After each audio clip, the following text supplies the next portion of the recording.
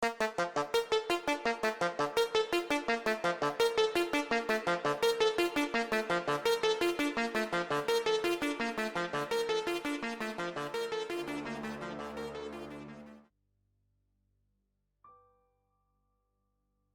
name is Michael Miles, and I've been the sheriff of Blackwater County for over 15 years. I've seen things most folks would rather not talk about, dealt with crimes that shake a small community to its core, but there's one case that still keeps me up at night. I'm not a man prone to superstition or tall tales, but what happened out there in the Blackwater woods? I can't explain it, not fully. And I've stopped trying to. It started with 3 teenagers going missing. It was supposed to be a simple camping trip by Blackwater Falls, just a weekend out in the wild, but when their families reported them missing, I knew something was off. I've been in these woods enough to know when something isn't right. So, I gathered my deputies, called in a search team, and we set off. I remember the sky that day, overcast but not enough to make you think a storm was coming. There was a strange stillness, though, like the woods themselves were waiting. We found their campsite quickly enough, tents still standing, a fire pit with ashes that hadn't cooled yet.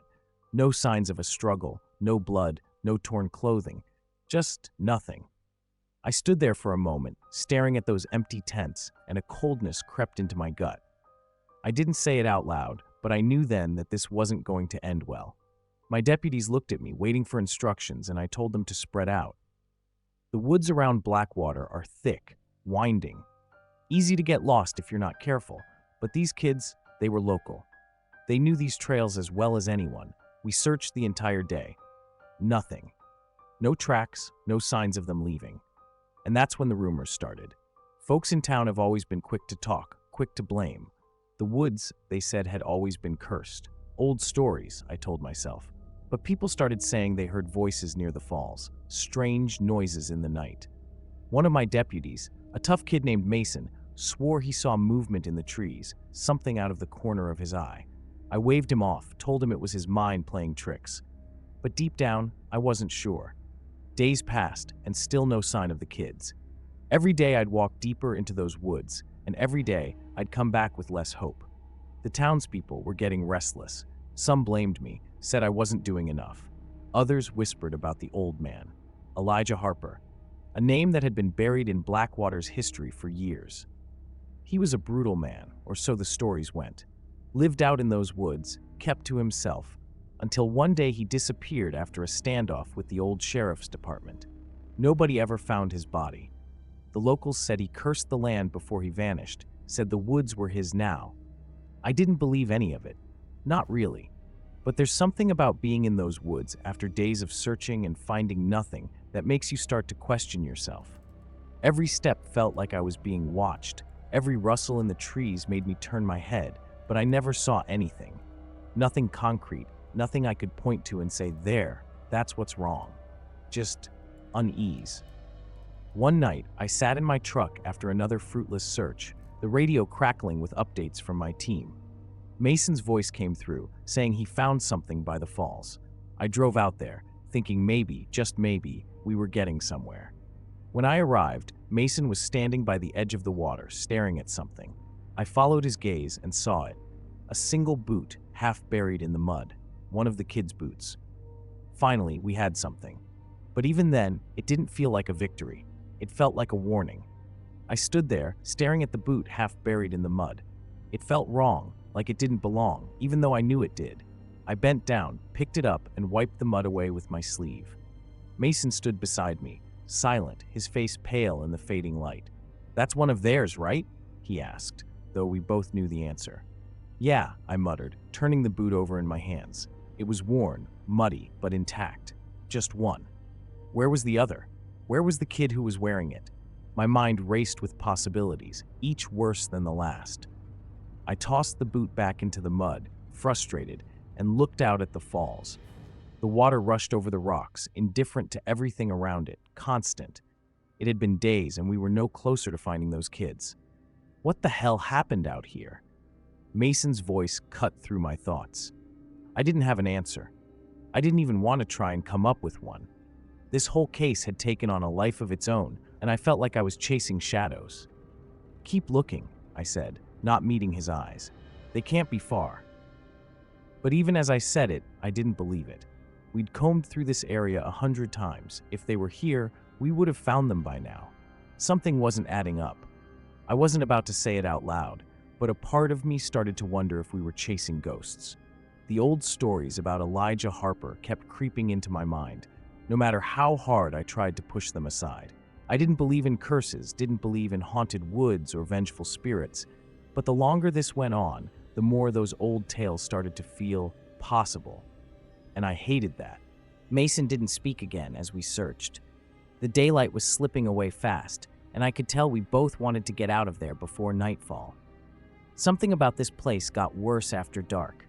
The trees seemed to close in, the air colder, the sound of the falls louder, almost too loud. We called off the search for the night, agreeing to regroup with the others back in town. As we drove away, I couldn't shake the feeling that we were being watched. I kept glancing in the rearview mirror, expecting to see something, or someone, standing there, but there was nothing.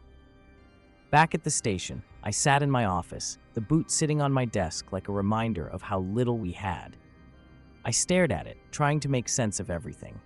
The kids were out there somewhere, but every lead we followed just ended in more questions. The whispers around town had grown louder, the theories wilder. People were scared, more than I'd ever seen them. I didn't blame them. Part of me was scared too. I wouldn't admit that to anyone, of course, but I could feel it creeping in. I leaned back in my chair, rubbing my eyes. Sleep wasn't coming easy these days. Every time I closed my eyes, I saw the kids' faces, saw them lost out there, waiting for us to find them, but we never did. I kept thinking about that damn boot. It was just one, and that bothered me more than it should have. There was something wrong about it, something that didn't sit right in my gut. Maybe it was a sign, or maybe I was losing it. Either way, I had to find those kids before we lost more than just our sanity. I woke up in the middle of the night, sweating through my sheets. The clock on my nightstand read 3:17 a.m. I'd been having that dream again, the one where I'm back in the woods, alone this time. No Mason, no team, just me, walking through the trees, searching. It's quiet at first, then I hear footsteps behind me, soft, almost too soft to notice. I turn, but no one's there. I keep moving, but the footsteps are closer now. When I stop, they stop. And when I finally turn around again, I see them. The kids standing there watching me. Their eyes blank. They don't say a word. They just stare. That's when I always wake up. I sat up, rubbing my face, trying to shake the dream, but it clung to me, heavy. I got out of bed, paced the room a bit. Blackwater was quiet this time of night. The kind of quiet that should feel safe but doesn't. Something about this case was digging its claws into me, deeper than anything I'd dealt with before. I couldn't stop thinking about those kids, about where they were, or what was out there with them. The next morning, Mason and I went back to the woods. We had to. It was the only place left to search. He didn't say much during the drive, and I could tell this whole thing was wearing on him too. "You think we'll find anything today?" he finally asked, breaking the silence. I glanced at him, didn't have the heart to lie. "We'll find something," I said, not sure if I believed it myself. The trees felt different that day. The deeper we went, the more I started to notice things I hadn't before. Little details, like how the branches above us seemed to close in tighter, like they were trying to shut out the sky. The ground was softer here too, almost damp, even though it hadn't rained in days. "Feels like we've been here before," Mason said, his voice low. He was right, we had been. But everything looked different, off, like the woods were changing around us. We kept moving, slower now. Every few minutes, I'd catch something out of the corner of my eye. Movement, just a flicker, like someone darting behind a tree. I'd turn, but nothing was there. Just more trees, more shadows. Mason must have noticed me looking, because he said, "You seeing things too?" I didn't answer, didn't have to. We both knew something was wrong. After what felt like hours, we stumbled across a clearing. It was small, hidden deep in the woods, and I could swear I'd never seen it before. But that didn't make sense. We'd been through this area a dozen times. In the center of the clearing was a pile of stones, deliberate, stacked like a marker. My gut tightened. "What the hell is that?" Mason whispered, but I didn't respond. I walked over to the stones, crouched down. There at the base of the pile was something small and torn. A piece of fabric caught on the rocks. It looked like part of a jacket, one of the kids' jackets. I picked up the torn fabric, turning it over in my hands. It was damp, stiff from being out in the elements, but unmistakably part of a jacket. One of the kids must have been here. The thought made my pulse quicken, but instead of relief, I felt something else. Something colder. This place, it didn't feel right. There was no wind, no sound. Just us, standing in that clearing, with those stones stacked up like a tombstone nobody bothered to finish. Mason stepped closer, his boots crunching on the uneven ground. "You think they're buried under there?" His voice was shaky, almost hopeful, like he wanted there to be an answer, even if it was the worst possible one.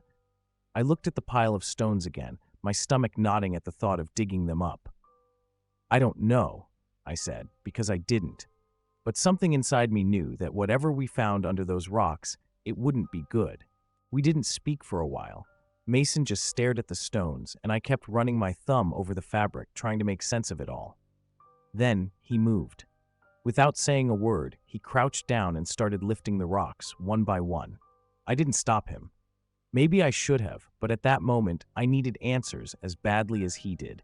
I needed to know what happened to those kids. So I joined him, my hands numb as we worked through the pile. The deeper we got, the worse it felt. The earth beneath the stones was softer than it should have been, almost loose, like it had been disturbed recently. My mind started racing again, playing out every possible scenario, each one more twisted than the last. When Mason pulled back the last rock, we both froze. There in the dirt was a hole, not deep, but deep enough to hide something, or someone. I knelt down, hesitated, then reached in. My hand brushed against something solid. My breath caught in my throat as I pulled it out, a small, rusted knife, caked in mud. It looked old, too old to belong to the kids, but it was here, buried beneath the stones. I held it up to Mason, who took a step back, eyes wide. "What the hell is this?" he muttered, his voice barely above a whisper. "I don't know," I said, my own voice sounding distant. I didn't want to admit what I was thinking, that this knife didn't belong to the kids. It belonged to someone else. Someone who had been out here long before them. Someone who might still be out here. The knife felt wrong in my hand, like it carried its own weight, its own story. And I didn't want to hear it. Mason looked at me, his face pale, sweat beading on his forehead. "We should go. Get the others. Bring them back here.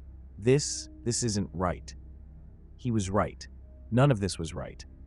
But as I stood there, holding that knife, I couldn't shake the feeling that we were being watched. That whatever had left this behind was still out there, somewhere, waiting. I stared at the knife in my hand, its rusted blade dull in the fading light. It wasn't just old, it felt ancient, like it had been waiting for someone to find it. I wanted to toss it aside, forget we'd ever come across it, but my fingers tightened around the handle instead. Something about it felt connected to everything that had gone wrong in these woods. Like it had seen things, been part of things, and now it was in my hands. Mason was pacing, rubbing his forehead, mumbling to himself. He kept looking back toward the tree line, his eyes darting around like he expected someone to step out from the shadows. "We should get out of here, Michael. This place, it's not right. We need to go. Now." I wanted to listen to him. I should have listened to him. But there was a tug, something pulling me deeper. "Wait," I said, holding up the knife. "This doesn't make sense. This knife, it's too old to belong to the kids, but it's here. Why?" I looked at Mason, but he just shook his head. "I don't know, man, and I don't care. Let's just call it in, get a bigger team out here." But I couldn't leave, not yet. I crouched back down, staring at the hole where we'd found the knife. Something was gnawing at me, an idea that I didn't want to acknowledge, but couldn't ignore. I reached into the dirt again, feeling around, and then my fingers brushed against something soft, fabric. I pulled it out, and this time it wasn't a scrap. It was a whole piece of clothing, caked in dirt and old, but it hadn't been buried for long. I stood up, holding the jacket in front of me. The name stitched on the inside collar was barely visible, but I could make it out. Elijah. Mason's breath caught in his throat. No. That can't be. Elijah Harper. The name came out of my mouth before I could stop it. The man who disappeared 20 years ago. The one everyone said was dead. the one whose name had become nothing more than a ghost story. But this jacket wasn't 20 years old, and neither was the knife. I turned toward Mason, but the look on his face told me he was thinking the same thing I was. Elijah wasn't gone. He had never left. We need to leave. Mason's voice was barely a whisper now, and for the first time, I saw real fear in his eyes. But as we turned to leave the clearing, something caught my eye. Just beyond the tree line, standing perfectly still, was a figure. I couldn't make out the details, but it was tall, its shoulders hunched like it was watching, waiting. "Mason," I started, but he was already gone, bolting through the woods, crashing through the trees like a man running for his life. I wanted to follow him, to get the hell out of there, but I couldn't. My feet were rooted to the spot, staring at the figure as it slowly stepped forward. The closer it got, the more it seemed to shift, its shape not quite right, like it was caught between something human and something else. I blinked, and in that moment, the figure was gone, just vanished, like it had never been there. But I knew better. I knew that whatever we were dealing with, it was real. And it was still out there, watching, waiting for us to make the next move. I turned and ran, the knife still in my hand, my heart pounding harder than it ever had before. But as I reached the edge of the clearing, I stopped. There, etched into the tree in front of me, was a single word, carved deep into the bark, fresh and unmistakable. Elijah. I didn't look back. I didn't need to. I knew what we were up against now. And it wasn't some ghost story. Elijah Harper was still out there. I never thought I'd have to step foot inside Coldbrook Asylum again. Just seeing the name scrawled across the report sent a chill down my spine. It had been abandoned for years, left to rot after all the accusations and investigations. The place had a reputation, one that stuck with you long after you heard the stories. But this case, people disappearing near the asylum, forced me back. When I was called in, I tried not to show how much it rattled me. I'm a detective. I've seen my fair share of horrors, but Coldbrook is different. It always has been. I pulled up to the front gates, rusted and barely holding on to their hinges. The building loomed ahead, its windows dark and hollow. The wind pushed the broken fence as I stepped out of the car, making it groan like the place itself was alive. The walls of the asylum had turned gray with time, streaked with grime and neglect. Vines crept up the side, as if trying to smother whatever was left inside. I paused for a moment, staring at the entrance. Something in my gut told me to leave, but I ignored it. I'd been running from this place for too long. As I walked up the cracked steps, I tried to push the memories down. The last time I was here, I was just a kid. I wasn't supposed to be. My friends and I had dared each other to sneak inside. Stupid, really. But there's something about Coldbrook that pulls you in, even when you know better. I remember the cold, damp air, the way the shadows seemed to move on their own. But the worst part was the feeling, like someone was always watching. Even now, all these years later, I couldn't shake it. I pushed the door open, the sound of wood creaking under the weight of years. Inside, it was worse than I remembered. Dust hung in the air, the walls peeling like they were shedding skin. The floor creaked under my boots as I walked down the main hall. Rooms lined the corridor, their doors ajar, revealing the remnants of what used to be a gurney here, a broken chair there. Old medical equipment was scattered around, rusted and useless. It felt like the place had been left in a hurry, as if everyone inside had just disappeared. Why the hell are people still coming here? I muttered to myself, more out of habit than anything. It didn't make sense. What could draw anyone back to this place? The missing people had no connection to the asylum, at least none that I could find. But something was keeping them here, something dark. As I moved deeper into the building, that old familiar weight settled in my chest. The air grew colder, but it wasn't the temperature. It was the memories, creeping in like they'd been waiting for me all along. I stopped at the door to what used to be the patient intake room. The sign above it was still there, barely hanging on. My fingers brushed the handle, and for a moment, I was back there. Back in that night, hiding behind the door, hearing the sounds of someone being dragged down the hall. I never saw what it was, and I never wanted to, but now I had no choice. Coldbrook wasn't just part of the case, it was part of me, and whether I wanted to or not, I had to face it. I stood there, staring at the door of the intake room, my hand hovering over the rusted handle. Part of me wanted to turn back, walk out of this place, and never look back. But I couldn't. Something was pulling me in. Maybe it was curiosity, or maybe it was that part of me that never let things go. Either way, I pushed the door open, and the hinges groaned, the sound cutting through the stillness like a warning. Inside, the room was almost intact, like time had just stopped. There were old chairs lined up against the wall, the kind you'd see in a hospital waiting room, but they were covered in dust and peeling at the seams. A desk sat in the corner, papers scattered across it, as if someone had left in a hurry. I walked over, picking up one of the papers, trying to make sense of the faded ink. It was a patient intake form, incomplete, with scrawled handwriting at the bottom. The name didn't stand out, but something about the form felt wrong. The date was recent, way too recent for a place that had been abandoned for years. "What the hell?" I muttered under my breath, dropping the paper like it burned me. It didn't make sense. I'd been in enough crime scenes to know when something didn't add up, and this was starting to feel like one of those times. There was no reason for any of these documents to be here, fresh or not, and no reason for anyone to have been in here recently, unless they had a reason to hide. I took a step back, scanning the room, feeling my pulse quicken. My eyes caught on a door at the back of the room, slightly ajar. It hadn't been like that when I came in, I was sure of it. Slowly, I walked toward it, half expecting someone to be on the other side. The memories of my last time here flooded back, uninvited, and I could almost hear the whispers from that night, the ones I had convinced myself I imagined. I pushed the door open with the toe of my boot, expecting nothing, but there was more. Stairs leading down. A basement. Every instinct I had told me not to go down there, but I couldn't walk away now. There were too many unanswered questions, and something about this place was stirring up things I thought I'd buried long ago.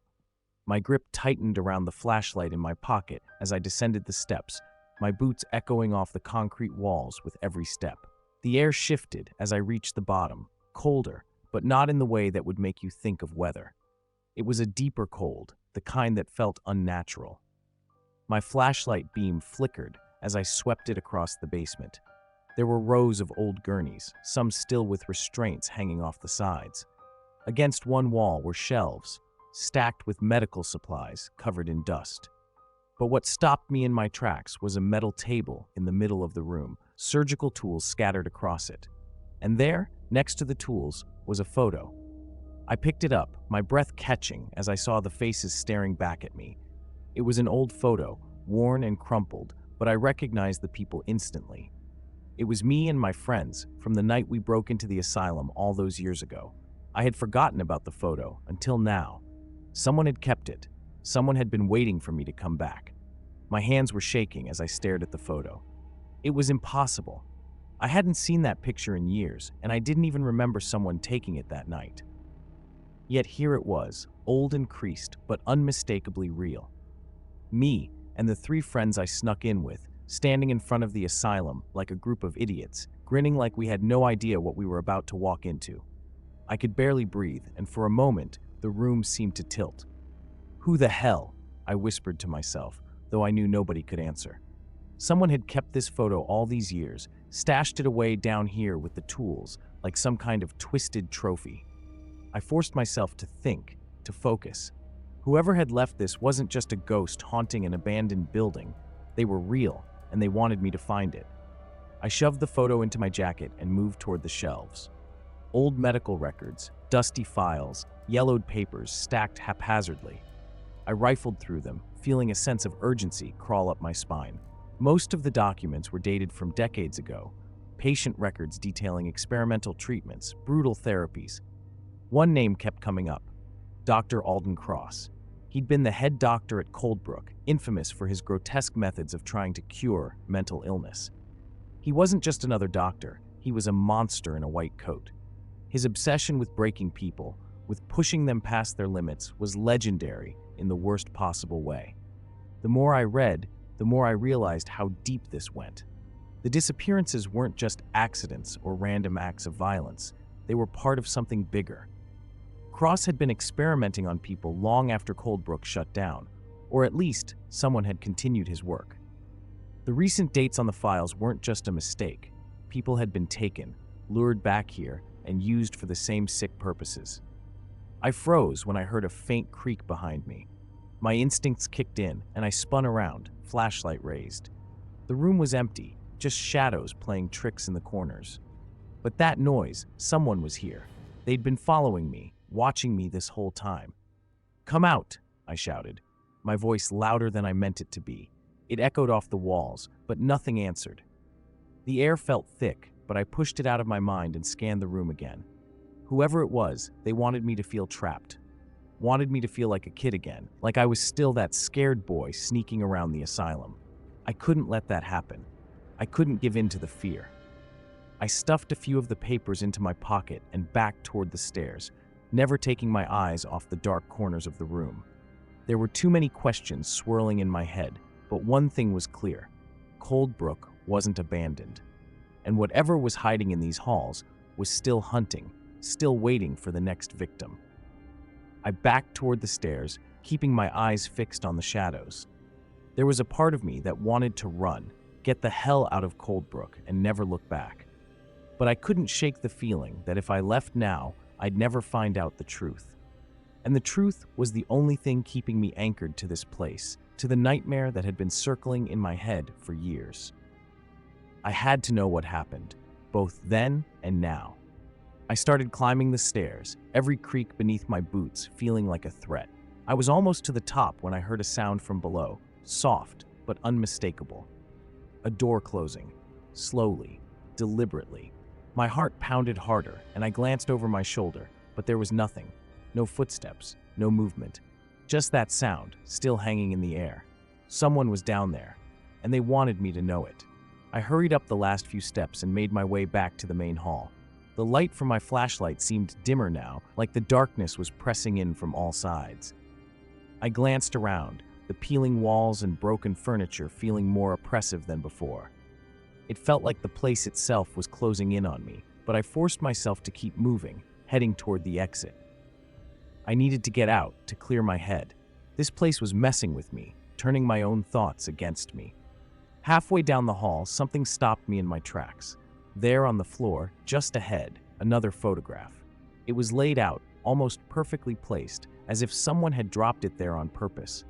I bent down, my hand trembling as I picked it up. This one was different. It wasn't old or faded. It was fresh, the ink still vibrant, and it wasn't a picture of me and my friends. It was a picture of me. Now, standing in the basement, looking at the photo I had just found, my blood ran cold. The photo was taken from the same room I just left, the same angle I had stood. Someone had been there, watching me, close enough to take this picture. I stared at it, trying to make sense of what I was holding. But there was no explanation, nothing logical, just the undeniable fact that I wasn't alone. "Jesus Christ," I muttered, my voice barely above a whisper. I stuffed the photo in my jacket, the same as I had with the first one, and started walking faster. My footsteps echoed through the hall, but I wasn't paying attention anymore. I just wanted to get out, to breathe, to figure out what the hell was happening. The walls felt like they were closing in, every corner hiding something I didn't want to see.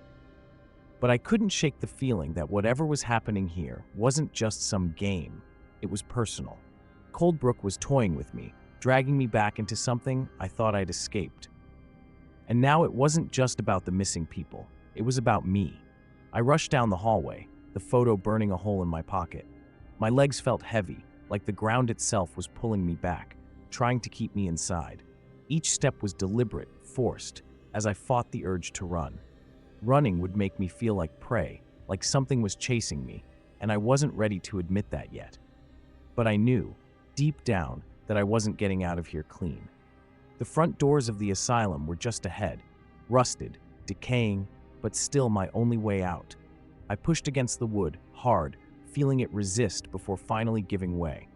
The outside air hit me, cold and sharp, but it didn't feel like a relief. I stepped out, letting the door slam shut behind me. For a second, I stood there, catching my breath, trying to convince myself that it was over, that whatever Coldbrook had been trying to show me, it ended here. But I couldn't shake the feeling that I wasn't done. Not yet. I fumbled in my pocket for my phone, pulling it out with shaking hands. I needed to call someone, report what I'd found. The files, the pictures, none of it made sense. But before I could dial, my phone buzzed. A message. My throat tightened as I stared at the screen. No name, no number, just a picture. It was me, standing outside the asylum, looking down at my phone. Taken from the same angle, the same distance. Fresh. I looked around, my eyes scanning the tree line, the crumbling walls, the overgrown brush. No one. I was alone. At least I thought I was. But someone was there. They'd always been there, watching me. I swallowed hard, my pulse pounding in my ears. Coldbrook hadn't let me go. I wasn't free of it. Not yet. My hand tightened around my phone as I turned back toward the building, trying to steady my breath.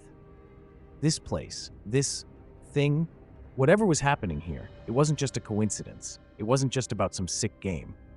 Coldbrook was alive, and it had chosen me. There was a low creak from behind, and I froze. Slowly, I turned around, my stomach dropping as I saw the asylum door. It was open again, wide open. And this time there was no breeze, no natural explanation for why it had moved. It was an invitation. I should have walked away. I should have turned around and left. But instead, I stood there, staring into the darkness of the building. Something pulled at me, deeper than fear, something that had been there since I was a kid. I had to know. I stepped back toward the door, my footsteps crunching on the gravel, each step feeling heavier than the last. Inside, the darkness waited, like it had been expecting me all along. As I crossed the threshold, I knew Coldbrook wasn't just a place. It was a part of me, and it always had been. That's when I heard the voice. Low, raspy, coming from somewhere deep in the hall. "Welcome back, David." My name is John Parker, and I've been a forest ranger for over 20 years. I've seen a lot out here. Lost hikers, wild animals, the occasional illegal campsite, but nothing like what I'm about to tell you. I was assigned to investigate a string of drownings at a place called Forgotten Lake. It's a quiet spot, far off the beaten path, where even locals avoid going. Something about it felt wrong, even before I stepped foot there. At first, I brushed it off as local superstition. People always have stories about places like that, right? But now, I'm not so sure. The first time I visited the lake, I was alone. The water was still, dark like polished glass, with no movement aside from the occasional ripple caused by the wind. I spent most of that afternoon walking the perimeter, looking for any sign of foul play, broken branches, disturbed soil, anything that might explain how three experienced swimmers could drown within a few months of each other. But there was nothing, just the lake, sitting there, indifferent to the world. After a few hours, I set up a small camp nearby to get a better sense of the place. I'm not one to scare easily, but something about that night felt off. I kept hearing sounds, like someone walking through the underbrush, just out of sight. Every time I shone my flashlight in that direction, nothing. Empty. I tried to laugh it off, told myself it was just the animals. The forest plays tricks on you when you're alone. Around midnight, I decided to call it a night. I climbed into my tent, zipped it up, and lay there listening. That's when I heard it. A splash. It wasn't loud, but it was unmistakable. I froze, my heart racing. The lake was only about 50 yards from where I was camped. I told myself it was probably a deer or a raccoon, but something made me hesitate. I grabbed my flashlight and unzipped the tent. Slowly, I stepped out, scanning the trees. Everything looked the same as before, except now the lake had a subtle ripple, as if something had just disturbed the surface. I stayed out there, staring at that water, for what felt like hours. I knew I should have gone back to bed, but I couldn't shake the feeling that someone or something was watching me. I don't know how to explain it, but the air felt charged, like the whole area was waiting for something to happen. Eventually, I forced myself to lie back down, but sleep didn't come easy. My mind kept circling back to those drownings, how strange it was that none of the bodies had any visible injuries. The next morning, I met with a local historian named Maria. She was one of the few people who knew anything about the lake's past. She told me about the Native American tribes that used to live in the area and how they believed in spirits that lived in the water. I didn't buy into that sort of thing, but she was insistent. "The lake has a long memory," she said, her voice barely above a whisper. "And it doesn't forgive easily." I laughed it off at the time, chalking it up to local folklore. But deep down, something about her words stayed with me. Maybe it was the way she said them, or maybe it was because I couldn't shake the feeling that I wasn't alone out there. Either way, the longer I stayed by that lake, the more I started to wonder if there was some truth to it. I couldn't shake the conversation I had with Maria. Even as I packed up my gear and headed back to the ranger station, her words kept replaying in my mind. The lake has a long memory. I didn't want to admit it, but something about the way she said it gnawed at me. The logical part of me knew better. Superstitions don't drown people. But still, I couldn't explain the ripple I saw or why I kept hearing footsteps at night when no one was there. A few days later, I returned to the lake, this time with another ranger, Mike. I needed someone else to be there, to keep my head straight. Mike was a good guy, always level-headed, practical, never one to buy into ghost stories. He joked around on the drive up, calling me Sherlock and asking if we'd find any waterlogged monsters out there. I laughed, but it felt forced. The truth is, I wasn't sure what we'd find. When we got to the lake, everything seemed normal at first. Same still water, same quiet woods. But as we walked the shore, Mike spotted something I hadn't noticed before. "Hey, what's this?" he called out, pointing to a pile of rocks near the edge. I walked over and saw it, small, smooth stones, carefully arranged in a pattern. I crouched down, running my fingers over them. It wasn't natural. Someone had placed them here, recently by the looks of it. "Maybe it's just some kid messing around," Mike said, but his voice lacked the usual confidence. Neither of us believed that. I spent the rest of the day combing the area, trying to find any clues that could explain the drownings. Mike stayed close, but even he seemed on edge. Around sunset, I decided to stay the night again. Mike wasn't thrilled about it, but he agreed to stick around. We set up our tents a little further from the water this time. I didn't mention the splash I'd heard the other night, and Mike didn't ask why I wanted to camp here again. As darkness fell, I found myself staring at the lake, its surface barely visible under the fading light. I felt a strange pull, like the water was demanding my attention. Mike sat by the fire, poking at the flames.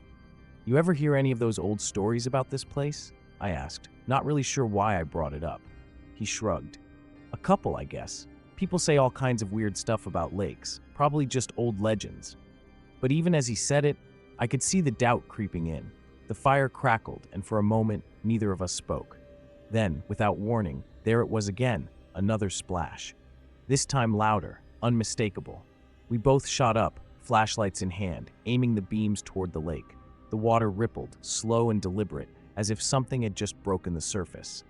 "What the hell was that?" Mike muttered, stepping toward the shore. I followed, my heart pounding harder than I wanted to admit. We scanned the water, but saw nothing. No fish, no animals, nothing that could have caused the disturbance. Just water, calm again. Mike glanced at me. "You sure you want to stay here tonight?" I didn't answer right away. I was still staring at the lake, trying to make sense of it all. "Yeah," I finally said, though my voice sounded distant, even to me. "Let's stay." I wasn't ready to leave yet, not without answers. That night, I barely slept. I lay in my tent, eyes fixed on the thin fabric above me, listening. Mike had passed out a few feet away, snoring lightly. I could hear the occasional crackle from the dying fire outside, but beyond that, everything was still. Too still. Every time I started to drift off, I'd jolt awake, certain I'd heard something. Footsteps, water moving, breathing. It was like the lake itself was alive, waiting for me to drop my guard. At some point, I must have dozed off, because the next thing I remember is waking up to the sound of movement outside my tent. At first, I thought it was Mike. Maybe he had to take a leak, or was just restless like I was. But then I heard it again, footsteps, slow and deliberate, circling the campsite. They were too heavy to be an animal, too cautious to be anything natural.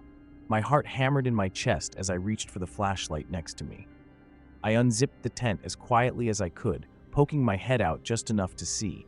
The fire had burned down to embers, casting everything in a dim orange glow. Mike's tent was still zipped shut. He hadn't moved, but the footsteps, those were real.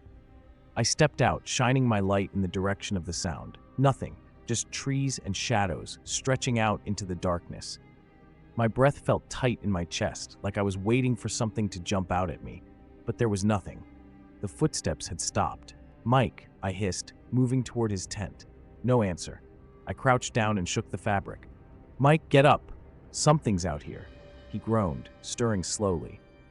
"What? What time is it?" He didn't sound alarmed, which made me feel stupid for waking him. I waited a beat, scanning the woods again, but the footsteps didn't come back. Maybe I was imagining it. Maybe I was just tired, hearing things because I wanted an explanation for why the lake made me feel like this. I heard something. I muttered, more to myself than to him. I thought it was someone walking around the camp. Mike unzipped his tent and sat up, rubbing his eyes. "You've been on edge ever since we got here," he said, his voice groggy. "It's probably just a deer or something." He didn't get it. None of this felt right. I didn't say anything else and sat by the fire, feeding it some more wood until the flames grew. Mike crawled back into his tent, muttering something about needing sleep. I stayed up, listening, staring out at the lake. I couldn't shake the feeling that it was watching me. The water didn't move, but it didn't feel calm either. It felt aware, like it knew we were there, like it was waiting for something, for someone to make the wrong move. The next morning, Mike acted like nothing had happened. He packed up his gear, ready to leave, but I wasn't. Something about this place had its hooks in me, and I needed answers. "You're seriously staying?" he asked, looking at me like I'd lost my mind. I didn't know how to explain it to him. I didn't really know how to explain it to myself. "Yeah," I said, trying to sound more certain than I felt. "I just need to check something out." Mike shook his head, slinging his backpack over his shoulder. "All right, man, be careful." He paused, looking at me for a moment like he wanted to say more, but then he turned and started down the trail, leaving me alone with the lake. After Mike left, the stillness around me felt different. It wasn't just the absence of him. It was something deeper, something I couldn't put my finger on. The lake sat there like it always did, reflecting the overcast sky, but it felt heavier. Like the weight of all those drownings, all those lives was pressing down on the surface, trying to pull me in too. I wasn't ready to leave just yet. I needed to know why it felt so wrong. I spent the morning walking around the perimeter again, looking for any signs of disturbance. Nothing. No footprints, no more strange piles of rocks. Just water, trees, and that overwhelming sense of being watched. I don't know what I was expecting to find. Part of me wondered if I'd gone too far down some rabbit hole, chasing shadows, but there was something about that night, those footsteps, that splash, that kept pulling me back. It wasn't just paranoia. There was something here. I knew it. Around noon, I sat by the water's edge, staring out at the lake. The wind had picked up a bit, making the surface ripple, but even then, it felt too quiet, too controlled. I pulled out the notebook I'd been using to keep track of everything. Details about the victims, the strange symbols on the rocks, the conversations with Maria. It was all there, laid out in front of me, but it didn't make sense. How could this lake be connected to all of it? I was missing something, something important. Out of the corner of my eye, I saw movement. I looked up, heart pounding, but there was nothing, just the trees swaying gently in the breeze. I sighed, running a hand over my face. Maybe Mike was right.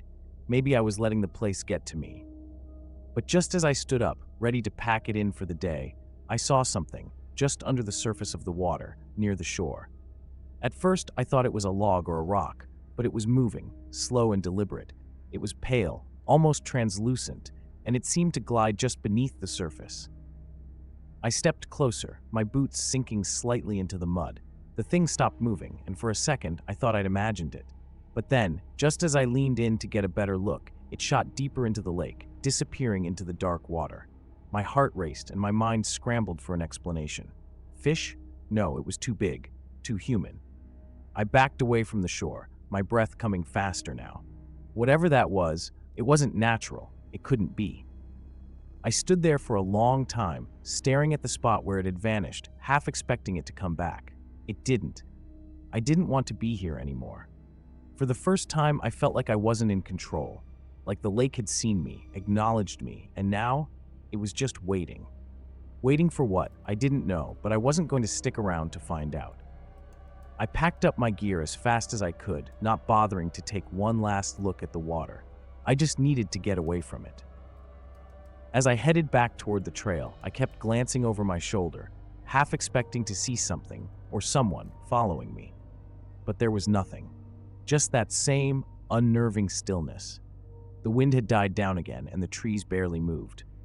I quickened my pace, trying to ignore the growing sense that I'd only scratched the surface of something much darker than I was prepared to face.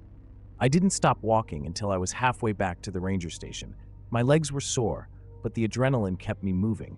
The trees felt like they were closing in, every branch a reminder of how alone I was out here. I couldn't get that thing I saw out of my head.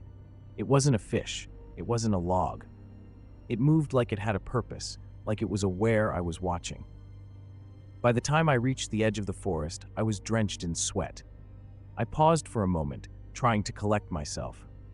Maybe I was overreacting. Maybe the stress of the investigation was getting to me. But deep down, I knew it wasn't just my imagination. Something was in that lake, and it wasn't done with me yet. The more I thought about it, the more it made sense. The drownings, the strange symbols, Maria's cryptic warnings, it all pointed to something far older, far darker than I'd been willing to believe. I decided I needed to confront Maria again. She knew more than she was letting on. I could feel it.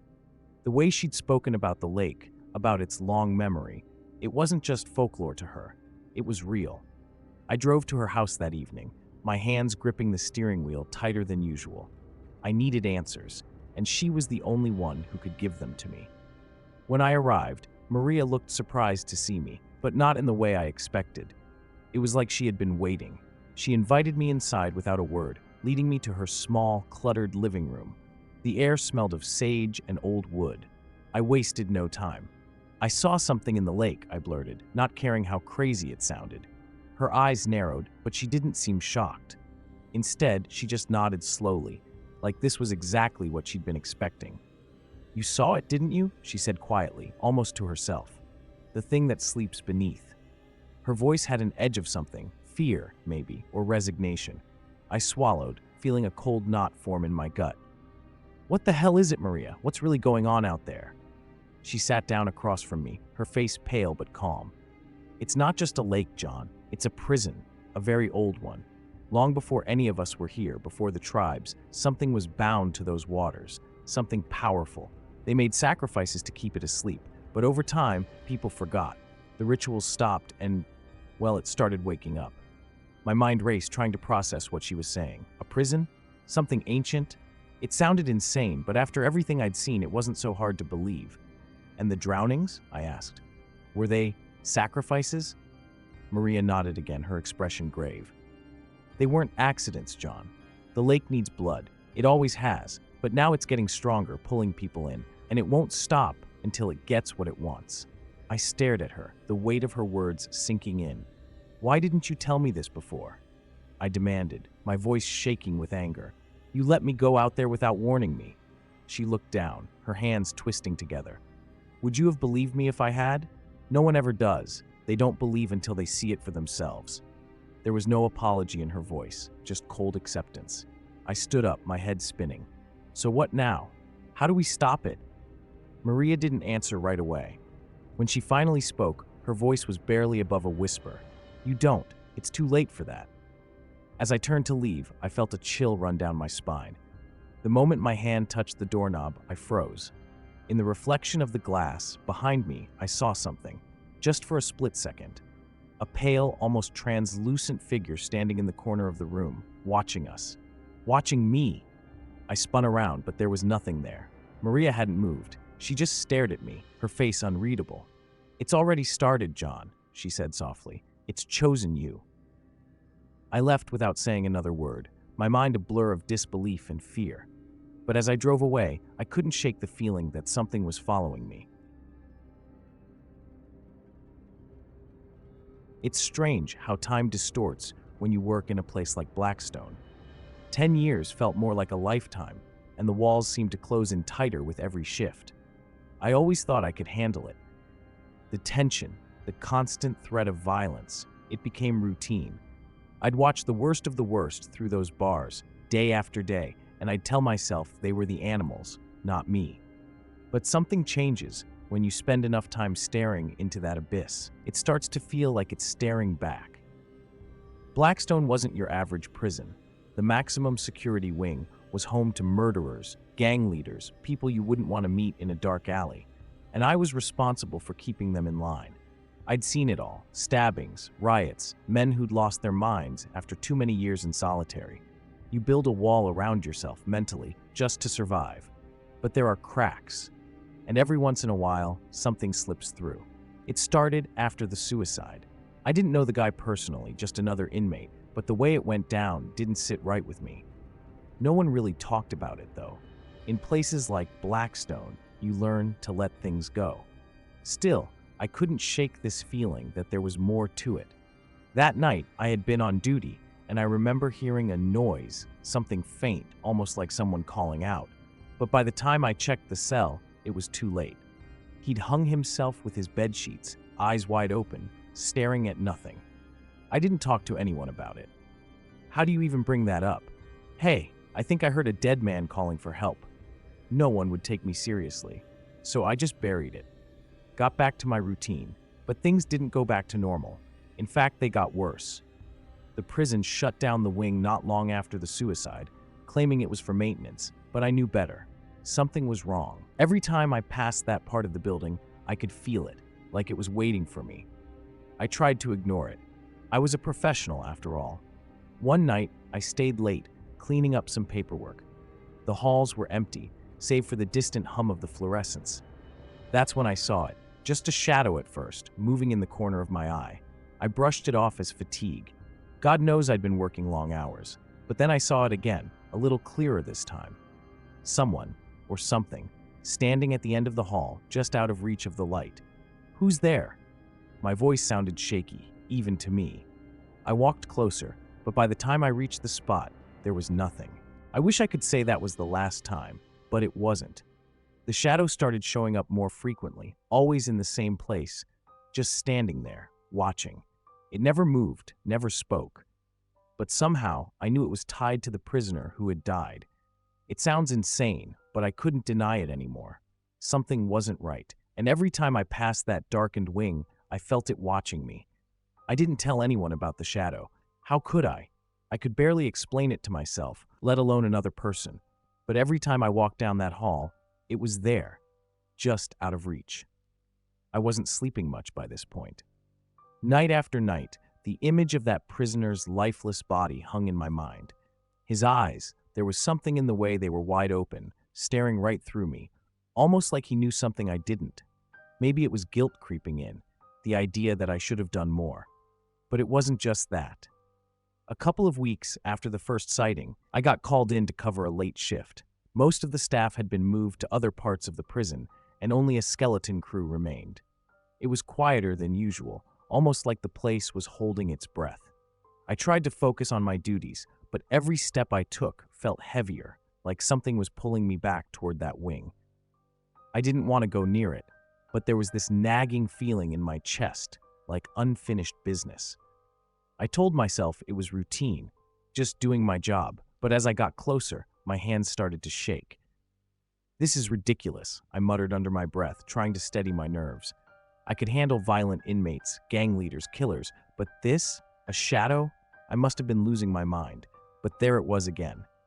Standing still, the outline barely visible in the dim light. I stopped, staring at it, hoping it would fade like it always did. It didn't. I don't know what made me do it, but I took a step forward, then another. My heart was pounding, but I needed to know. Who are you? My voice came out quieter than I intended, almost like I didn't want it to answer.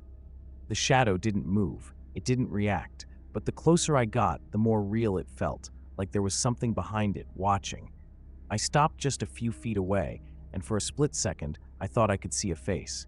It wasn't the prisoner, it was someone else, someone older, with a hard expression. That's when the lights flickered. I jumped, blinking as the hallway went dark for just a second. When the lights came back, the shadow was gone, but the feeling, that heavy, suffocating sense of being watched, it lingered. I turned and walked out of the wing, faster than I meant to. My mind was racing. trying to make sense of what I'd just seen. Could it have been a trick of the light? A reflection off something I hadn't noticed? I wasn't so sure anymore. The rest of the night passed without incident, but I couldn't shake the image of that face, hovering in the dark. It didn't match any of the prisoners I knew, but something about it felt familiar. Too familiar. That was the first time I started thinking about the old stories. The riot, the guard who'd gone missing all those years ago. I'd heard rumors when I first started at Blackstone, but I never gave them much thought. Now, I wasn't so sure. I started digging into the prison's history the next day. I needed answers, or at least something to explain what I was seeing. At first, it seemed like a waste of time. Blackstone had been around for decades, and its records were as disorganized as you'd expect from a place that's seen its share of violence. I sifted through old files and dusty archives, trying to find something that might connect to the shadow I'd been seeing. One name kept coming up, Tommy Blackwell. I'd heard whispers about him when I first started, but I never paid much attention. Blackwell had been a guard here before the riot, and from what I could piece together, he was deeply corrupt. He'd reportedly been involved in all sorts of shady deals, turning a blind eye to abuse, maybe even profiting from it. The riot had been a mess. Inmates had taken over parts of the prison, and in the chaos, Blackwell had vanished. The official story was that he was killed, but no body was ever found. That's what intrigued me the most. I began to wonder if there was a connection between Blackwell's disappearance and the shadow. Could this be his ghost, seeking some sort of revenge? It sounded absurd, but nothing else made sense. I decided to look further into Blackwell's past. There were old reports about how he had a hand in the deaths of several prisoners who tried to expose the corruption. His name was linked to a few mysterious disappearances, and as I read through the documents, the sense of unease grew. One evening, I was alone in the office, reading through old incident reports. My flashlight flickered, casting long shadows across the room. I found a report that mentioned Blackwell's alleged betrayal. The inmates had felt double-crossed, and in their rage, they took their revenge on him. It was described in vague terms, but the accounts were chilling. The more I read, the more I felt like I was peeling back layers of a nightmare that had been buried for decades. As I absorbed the details, I heard it again, the faint sound of footsteps echoing through the empty hallways. I'd grown accustomed to the feeling of being watched, but this was different. It was as if someone was pacing just outside the office door. I stood up, holding my flashlight tightly. The sound stopped as soon as I approached, and when I opened the door, there was no one there, just an empty, cold corridor. The reports didn't give me a full picture, but they painted a grim enough portrait. Tommy Blackwell had left behind a legacy of violence and deceit. It dawned on me that the shadow I'd seen might be his attempt to settle unfinished business. The more I thought about it, the more I realized how deeply connected my own experiences were to this troubled past. I was involved in the prison's dark history now, whether I wanted to be or not. And if Blackwell's ghost was real, then I was in its path. The more I learned about Blackwell, the more convinced I became that his ghost was the source of the shadow I'd been seeing. I couldn't shake the feeling that it was watching me, waiting for something. Each night, the prison seemed to close in around me, making the corridors feel endless and the shadows longer. I knew I had to confront this head-on. One night, I decided to go back to the abandoned wing where I'd seen the shadow. I brought with me a camera and a flashlight. My hope was that documenting whatever I found might help me make sense of it. As I walked through the corridors, I felt an unsettling calm, like the prison itself was holding its breath. My footsteps echoed off the walls, each sound amplifying my growing anxiety. I set up the camera at the end of the hall where the shadow had appeared before.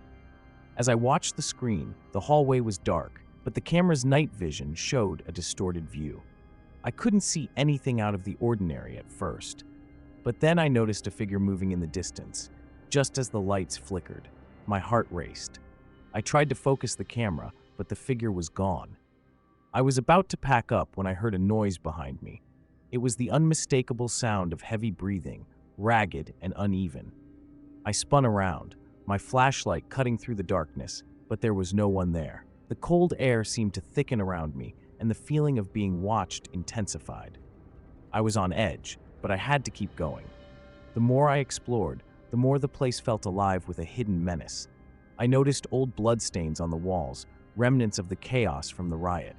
I found old, rusted restraints in a room that had clearly been used for solitary confinement.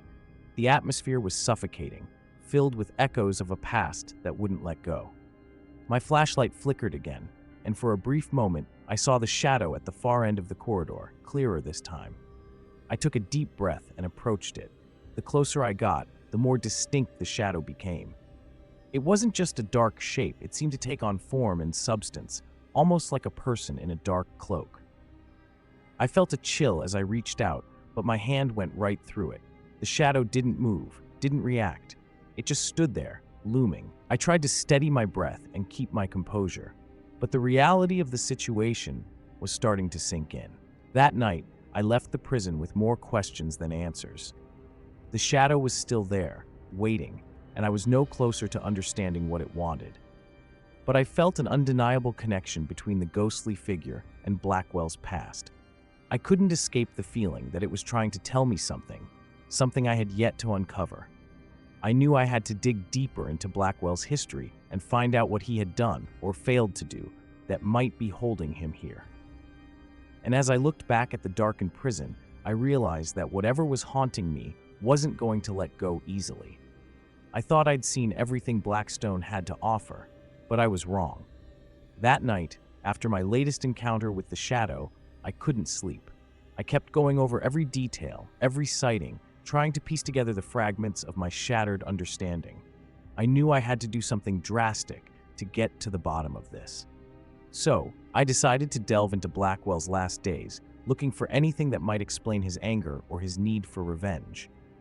I found a contact list buried deep in the archives, names of people who might have known Blackwell or been involved in the riots.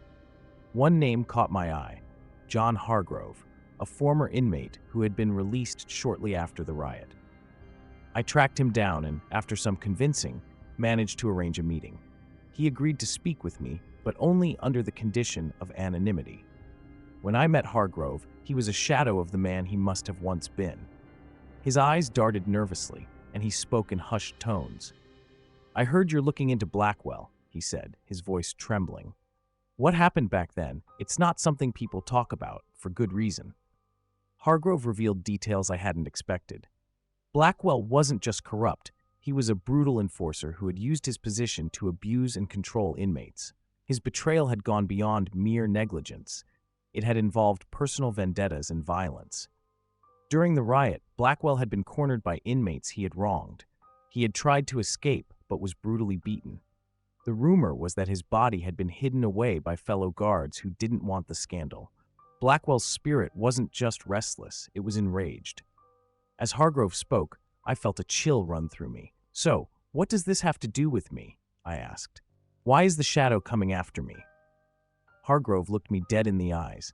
"It's not about you. It's about what you're uncovering. Blackwell's spirit is angry because his story hasn't been told, because the truth was buried along with him. You're digging up old wounds, and that's not something he's willing to let go." I left the meeting feeling like I was in over my head. The prison was no longer just a place of confinement. It had become a battleground between a restless spirit and my own sanity. I had to confront Blackwell's ghost one last time, hoping that it would bring closure. I returned to the wing with the camera, this time determined to get a definitive answer. When I entered the darkened corridor, the shadow was waiting. It moved with a purpose now, almost like it was leading me somewhere. I followed it, my steps echoing off the walls. The shadow guided me to a small, hidden room I hadn't noticed before. Inside, there was a makeshift shrine, pictures of Blackwell, remnants of rituals. It was clear now, Blackwell's spirit was tied to this place by unfinished business. I took one last look at the shrine and felt a profound sadness. The ghost wasn't just seeking revenge, it was seeking recognition. As I turned to leave, I heard a final, chilling whisper, almost like a sigh of relief. The shadow dissipated, leaving me alone in the dark room. Walking out of Blackstone for the last time, I felt a strange mix of relief and dread. The prison was no longer haunted by Blackwell's anger, but by the knowledge of what had been hidden. The story had been told, but the darkness left behind was a reminder that some things should remain buried. When they sent me out to the desert, I thought it was a joke. A ghost town? Paranormal activity?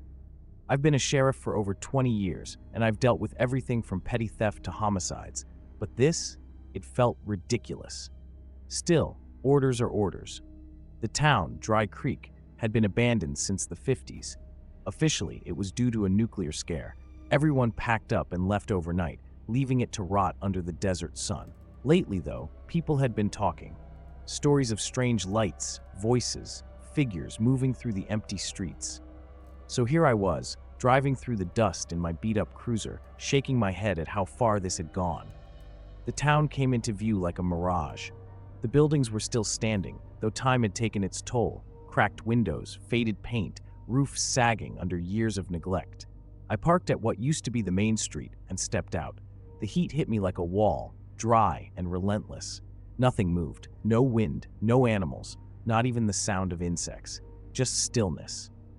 I couldn't shake the feeling that the town was watching me, like it had been waiting for someone to show up after all these years. I pulled out my notebook, but honestly, what was I supposed to write? Arrived at Ghost Town, nothing to report. It felt pointless. I wandered down the street, kicking up small clouds of dust with each step. The post office, the diner, a hardware store, they all stood frozen in time. A car sat parked by the curb, its windows fogged with dust. The door creaked when I pushed it open. Inside, the upholstery was stiff, cracking in places. A newspaper lay on the passenger seat, dated June 23, 1954. That was the day the town evacuated. No one had been here since. Damn place feels like a graveyard, I muttered to myself, scanning the area. There was no sign of life, not even a trace. Just me, the buildings, and the past. But as I stood there, something caught my eye. A flicker of movement in a second-story window across the street. I blinked, heart skipping. Was it just the heat messing with me? I squinted up at the window. Nothing now, but for a second, I could have sworn I saw someone standing there, just watching. I shook it off, telling myself it was my imagination, but my feet were already moving toward the building. The old hotel. The front door was slightly ajar, the wood swollen and cracked. I pushed it open and stepped inside. The air was cooler here, the shadows deeper. Everything felt still. It wasn't just abandoned, it was like time had stopped. The lobby was frozen in the moment everyone left. Chairs were scattered, a few suitcases left near the front desk. The staircase in front of me led to the second floor. I hesitated at the bottom step. There was no reason to go up there, really. Just a hunch, a stupid feeling. But something tugged at me, something more than curiosity. I needed to know if someone was there. Each step groaned under my weight as I climbed.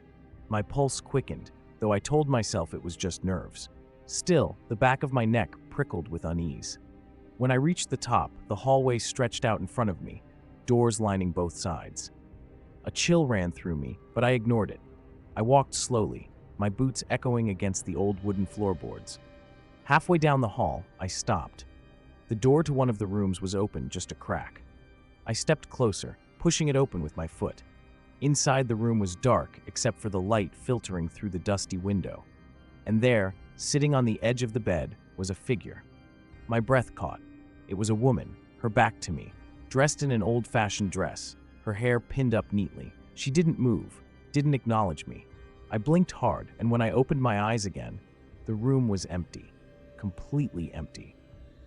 I stood there for what felt like minutes, staring at that empty bed, my mind racing to catch up with what I'd just seen, or thought I'd seen. There was no way someone could have just disappeared like that. I rubbed my eyes, thinking maybe it was the heat or exhaustion playing tricks on me. But deep down, I knew that wasn't it. My gut was churning, and not because of any hallucination. I'd been in enough situations where instincts kept me alive. And right now, every instinct I had was screaming something was very wrong here. "Okay, James, pull it together," I muttered under my breath, pacing the room.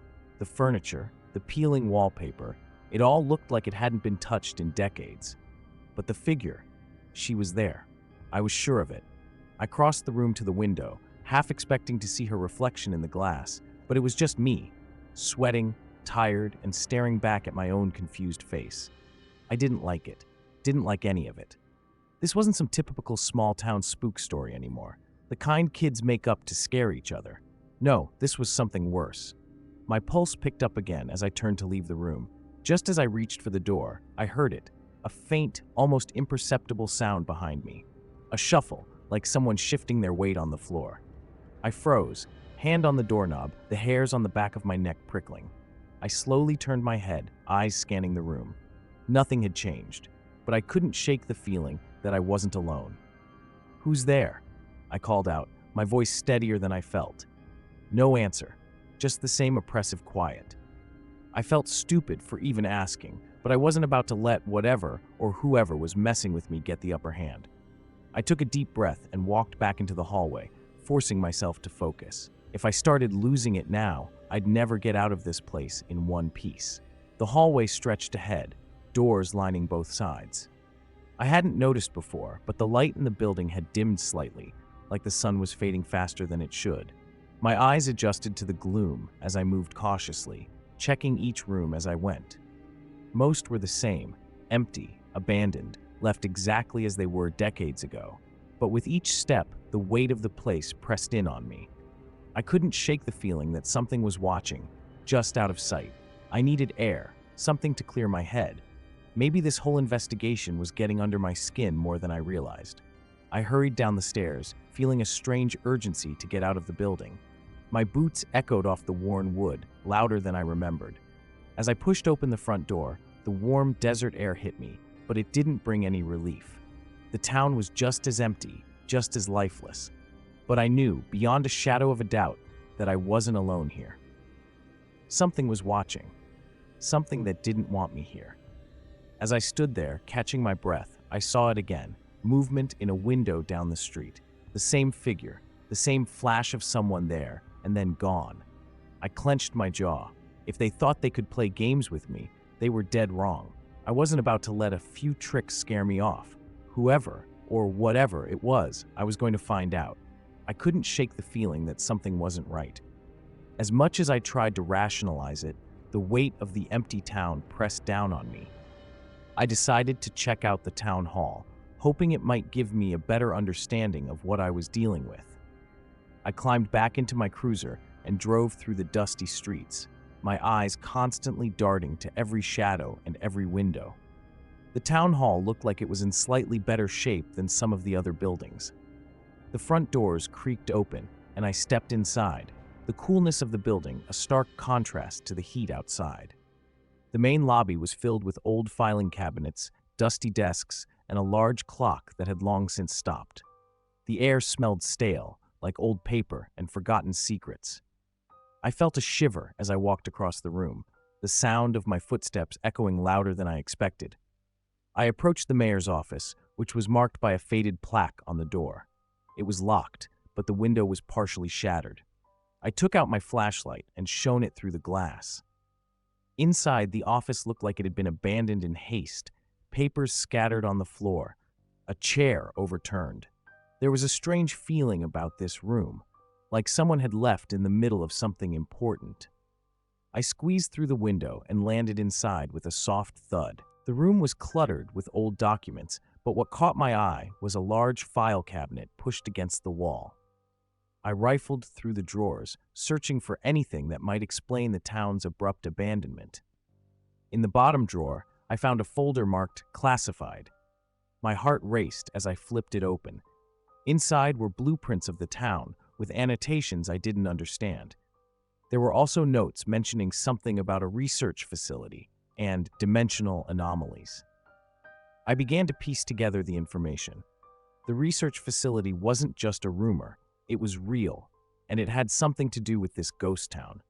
The notes were scattered and incomplete, but they hinted at an experiment gone terribly wrong.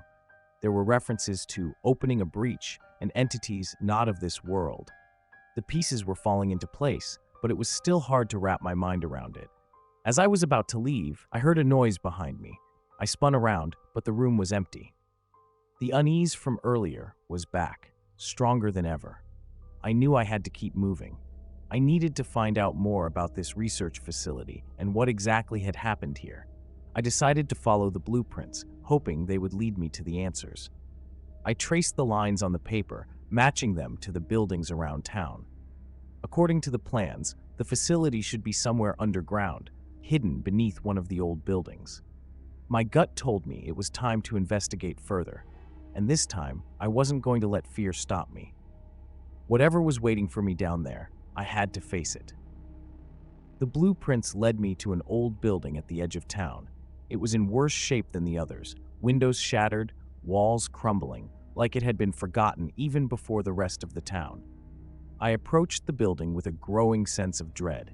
If the facility was really under here, I had to find a way inside. The entrance was blocked by debris, but I managed to clear a path and slip through. The inside was dark, the only light coming from my flashlight. I shone it around, revealing a large, empty room filled with broken furniture and old equipment. The walls were lined with dusty shelves, some of which still held stacks of papers and dusty lab equipment. It was clear that this place hadn't been touched in years. I followed the blueprints to a large hatch in the floor, half buried under old debris. With a bit of effort, I pried it open. A metal ladder led down into the darkness. I hesitated at the top, listening for any sounds, but heard nothing. I took a deep breath and started climbing down, the metal rungs cold and slick against my hands. At the bottom, I found myself in a narrow, dimly lit corridor. The air was musty, filled with the smell of decay. The walls were lined with more old files and equipment, but what struck me most was the buzzing noise coming from further down the hall. It was an intermittent, rhythmic sound, like machinery struggling to stay alive. I moved cautiously, every step echoing in the tight space. As I approached the source of the noise, I saw an old control room. The room was filled with old computers and strange devices covered in dust. The buzzing grew louder, coming from a large machine in the center of the room. It was unlike anything I had ever seen, large, with glowing panels and wires running everywhere. The machine was still operating, but not smoothly. It flickered and hummed as if it were barely holding itself together. I noticed a small, glass-covered panel on the side of the machine. Behind it was a series of gauges and dials, all pointing to strange readings. One of the dials was labeled dimensional flux. My heart raced as I realized what I was looking at. This was the heart of the experiment that had gone wrong. It wasn't just a ghost town. This place was the epicenter of a disaster that had torn open a rift between dimensions. The machine emitted a sudden, loud pop, and I jumped. The lights flickered, casting long shadows on the walls.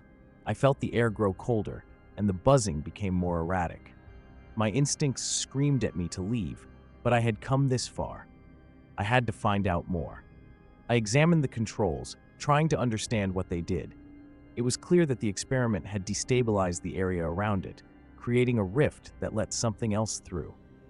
I knew I had to act quickly. If the rift grew larger, it could affect more than just this town. I started looking for a way to shut the machine down, my hands shaking as I worked. Every noise made me jump, and every shadow seemed to move. It was like the very walls were closing in on me. I couldn't afford to panic, not now. Suddenly, I heard a voice, faint, distant, like someone calling out from another room. I couldn't make out the words, but it sounded desperate. My heart pounded as I realized I wasn't alone. I had to finish what I came here to do, but the presence of whatever was making that noise was a stark reminder that I might not be alone for much longer. I had to force myself to focus as the machine's erratic humming continued. Sweat trickled down my face, mixing with the dust. I was working against time, trying to decipher the controls. Each clunk of the machinery felt like a countdown to something I couldn't quite understand. The distant voice calling out grew louder, more urgent, and it took all my willpower not to turn around and run. Suddenly, the machine emitted a high-pitched whine. The lights flickered more violently, casting wild shadows across the room. I scanned the panel, my heart racing as I noticed a lever marked "Shutdown." I reached for it, but a shuffling noise behind me made me freeze. My breath hitched as I slowly turned around, but there was nothing, just shadows dancing on the walls. I gritted my teeth and yanked the lever down. The machine groaned, the lights dimming as the hum began to fade. For a moment, I thought I'd succeeded, But then the ground shook, and the machine's noise intensified, as if it were protesting against being turned off. I stumbled, trying to maintain my balance. The walls seemed to close in, the shadows now more defined, reaching out like dark fingers. The distant voice had turned into a chorus of desperate cries. I could see faces now, faint and translucent, pressing against the walls, their mouths moving in silent screams. It hit me. These were the souls trapped by the experiment. They were the ones I'd been seeing in town, reliving their final moments over and over. I had to get out of here, but the path I'd come from was blocked by debris that had fallen during the tremors. I looked around for another way out. The control room had a small side door, partially hidden behind a pile of old equipment. I rushed over and managed to squeeze through. The hallway beyond was narrower, filled with even more shadows. I moved quickly, my mind racing with the realization that the rift was unstable and could expand further if I didn't get out soon. Just as I reached the exit, I heard a loud crash from behind me. I turned to see the control room's door slamming shut on its own, as if pushed by an unseen force. I bolted up the ladder and out through the hatch. Gasping for air, I looked back at the building. It was now shaking violently, as if the very ground beneath it was fighting back. The entire structure seemed to tremble and distort, as though reality itself was unraveling. As I drove away, I glanced back at the town. The building where I'd been was now nothing more than a pile of rubble. But that's when I noticed something that made my blood run cold. From the dust and debris, something was emerging. A figure, faint and indistinct, but unmistakably there. It was one of the trapped souls, moving toward the edge of town. I realized, with a sickening certainty, that whatever had been unleashed wasn't just confined to that town anymore. It was spreading, and the nightmare was far from over. I remember the call coming in, as if it were yesterday. It was late, and the city was wrapped in a heavy fog that seemed to cling to every street corner. The voice on the other end was grave, filled with the kind of urgency that you can't ignore. "Detective Wilson, we need you at Everwood Manor. We've got another murder. The mansion's history. It's starting to haunt us." Everwood Manor had always been shrouded in rumors. It was one of those places that locals spoke of in hushed tones, a relic from a bygone era, with its sprawling grounds and an architecture that felt more suited to the Gothic tales of old than modern living. I had heard about the recent murders, the brutality of them, the sheer violence, but hadn't imagined they'd fall into my lap. Arriving at the mansion was like stepping into another world. The grandeur of the place was undeniable, but it was tainted by neglect. The once majestic columns were now chipped and weather-worn, the elaborate gardens overrun with weeds. As I approached the entrance, the heavy wooden doors, adorned with intricate carvings of forgotten symbols, seemed to groan under the weight of their own history.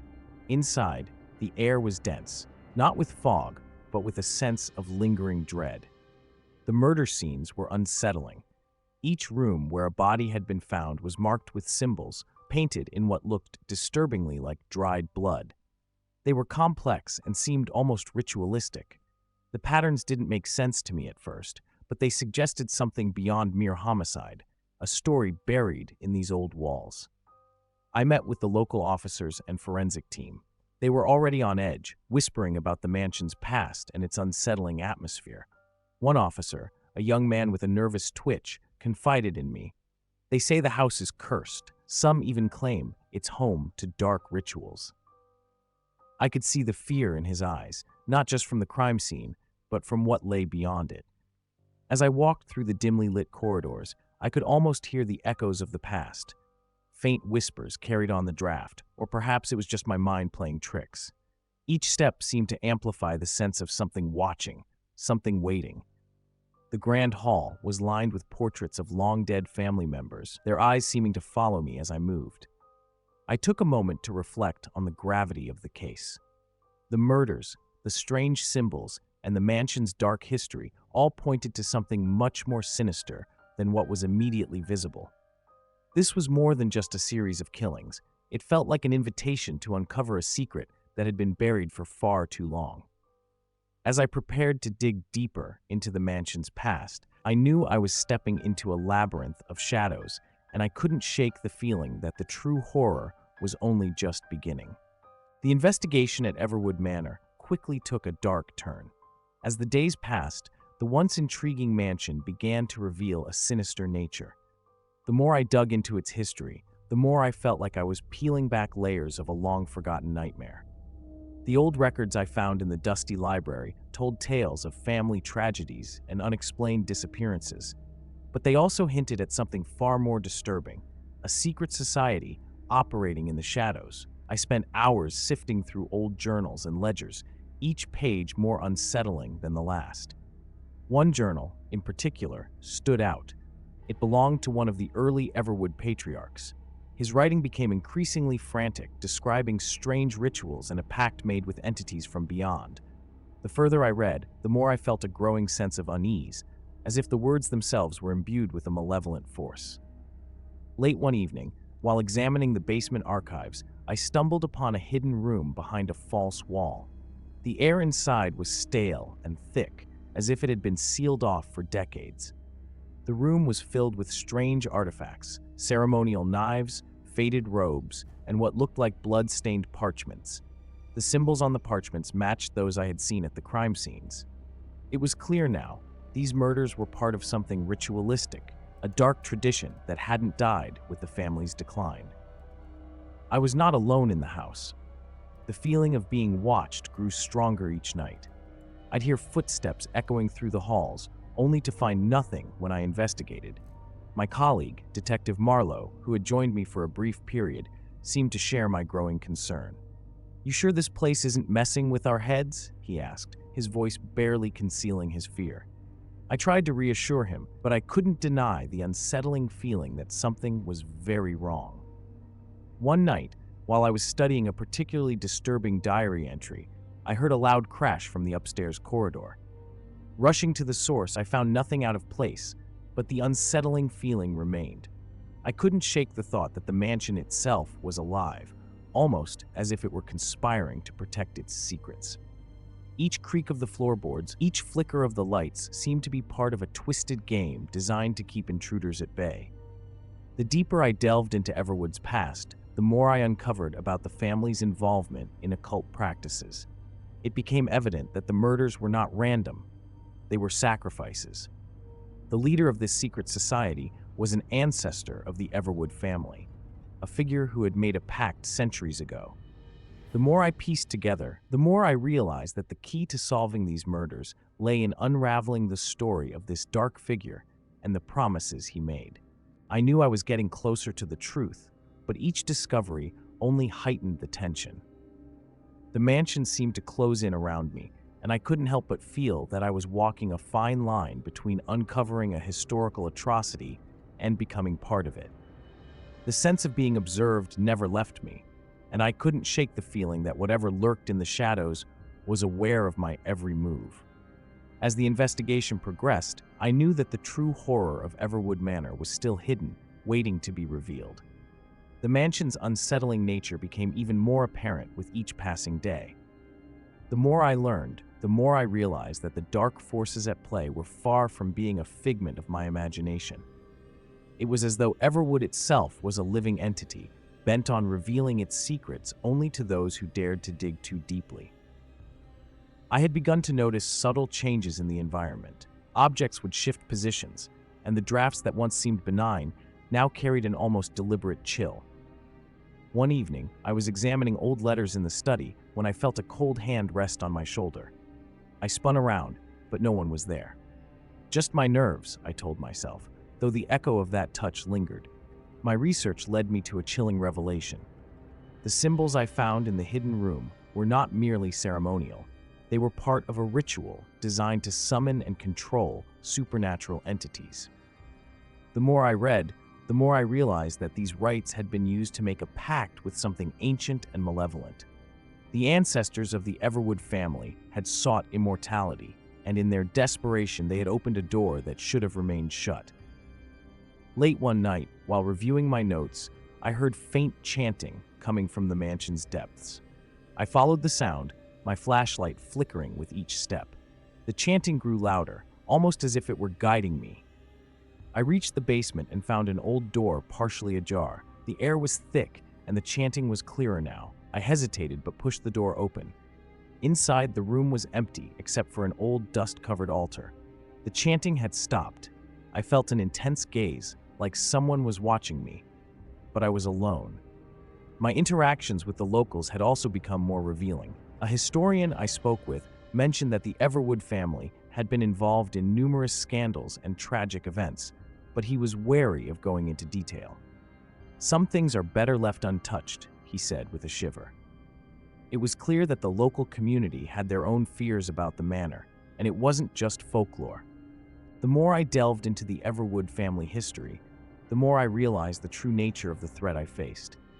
The leader of the cult was not just a historical figure. He had transcended into a being of immense power. His influence was felt even in the present, as if his malevolent presence was still very much alive. My nights were plagued by vivid dreams of rituals and shadows, and I began to question my own sanity. Was I unraveling a dark truth, or was I being manipulated by the mansion's own malevolence? Each discovery seemed to bring me closer to understanding the cult's motives, but it also brought me closer to danger. I could feel that whatever was at the heart of this mystery was not just watching, but actively trying to deter me. My sense of dread grew, knowing that I was not just dealing with a deranged killer, but with something far more insidious. The more I uncovered, the clearer it became that the true horror of Everwood was not just in the past, but very much present, and it was drawing ever closer. As the days passed, the atmosphere in Everwood grew increasingly oppressive. I was haunted by the thought that every corner of the mansion held a new secret, and with each discovery, the gravity of the situation became more apparent. My nights were fraught with anxiety, and my attempts to decipher the old texts felt increasingly futile. One evening, while sifting through family journals in the library, I came across a hidden compartment behind a false bookcase. Inside, I found a leather-bound journal with strange symbols embossed on its cover. The entries were written in a mix of Old English and cryptic codes. As I read through the journal, it became evident that the family had engaged in rituals to ensure their control over the supernatural entity they had summoned. The entries described gruesome ceremonies and a pact sealed with blood, written with a chilling sense of pride. The more I read, the more I felt the weight of the past closing in on me. The true horror began to unfold when I started connecting the dots between the journal entries and the recent murders. Each victim's death seemed to follow a specific pattern detailed in the rituals described in the journal. It was as if the cult was enacting a plan laid out centuries ago, with each murder bringing them closer to their goal. I could hardly believe what I was uncovering. Was I really dealing with a cult that believed it could achieve immortality through such horrific acts? My investigations led me to confront the remaining Everwood family members, each of whom seemed to have their own agendas. Margaret, the elderly matriarch, appeared nervous whenever I mentioned the mansion's history. "It's all nonsense," she insisted, her hands trembling. "You're chasing shadows. This place has its dark corners, but we are not part of any cult." Her defensiveness only deepened my suspicion. If she was truly innocent, why did she avoid discussing the past so fervently? The tension reached a boiling point when I received an anonymous tip about a secret meeting scheduled for that night. With my curiosity piqued and a sense of urgency, I decided to attend. As I entered the basement, where the meeting was rumored to take place, I could hear muffled voices and see faint candlelight flickering through the cracks in the door. I pushed the door open slowly, peering into the room. What I saw made my blood run cold. Robed figures were gathered around an ancient, blood-stained altar, chanting in unison. I crept closer, my heart pounding. The leader of the ritual was someone I recognized from the family portraits, a figure I had assumed was a mere historical relic. His presence was commanding, his eyes cold and calculating. As he spoke, it became clear that he was the one orchestrating the killings, his words dripping with malevolence. "The time is near," he declared. "Our sacrifice will complete the cycle, and we shall be reborn." The realization hit me hard. The very person I had thought to be a ghost from the past was still alive, driven by an unending thirst for power. I had stumbled upon the truth. but my discovery had placed me in the crosshairs of a ruthless cult. My role had shifted from investigator to prey, and the safety I once took for granted now felt like a distant memory. As I fled from the basement, the chilling laughter of the cult members echoed in my ears, a grim reminder of the danger that awaited me. I spent that night in a state of frantic dread. My mind raced with the images of the cultists, the robed figures, and the chilling commands of their leader. I knew I needed to act quickly. The mansion, once a place of historical intrigue, now felt like a snare tightening around me. The realization that the leader of the cult was an ancestor of the Everwoods was a revelation I couldn't ignore. It meant that their dark practices had been sustained for centuries, with no sign of relinquishing their grip on the present. By dawn, I had to make a decision. I needed to get the truth out, but I couldn't go to the authorities.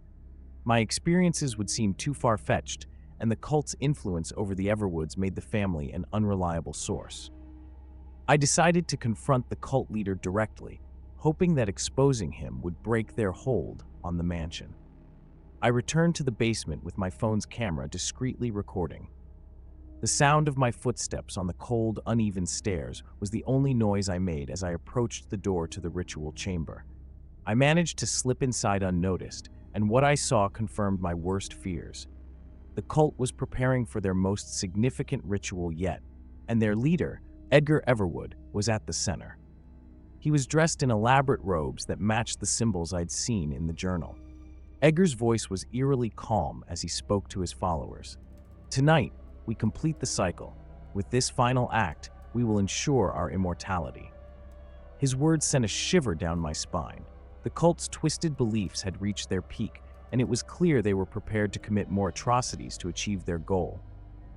I tried to capture every detail with my camera, but suddenly, Edgar's gaze shifted towards me. "You should not have come here, Detective Wilson," he said, his voice a chilling blend of menace and disappointment. "You've seen too much." The room erupted into chaos.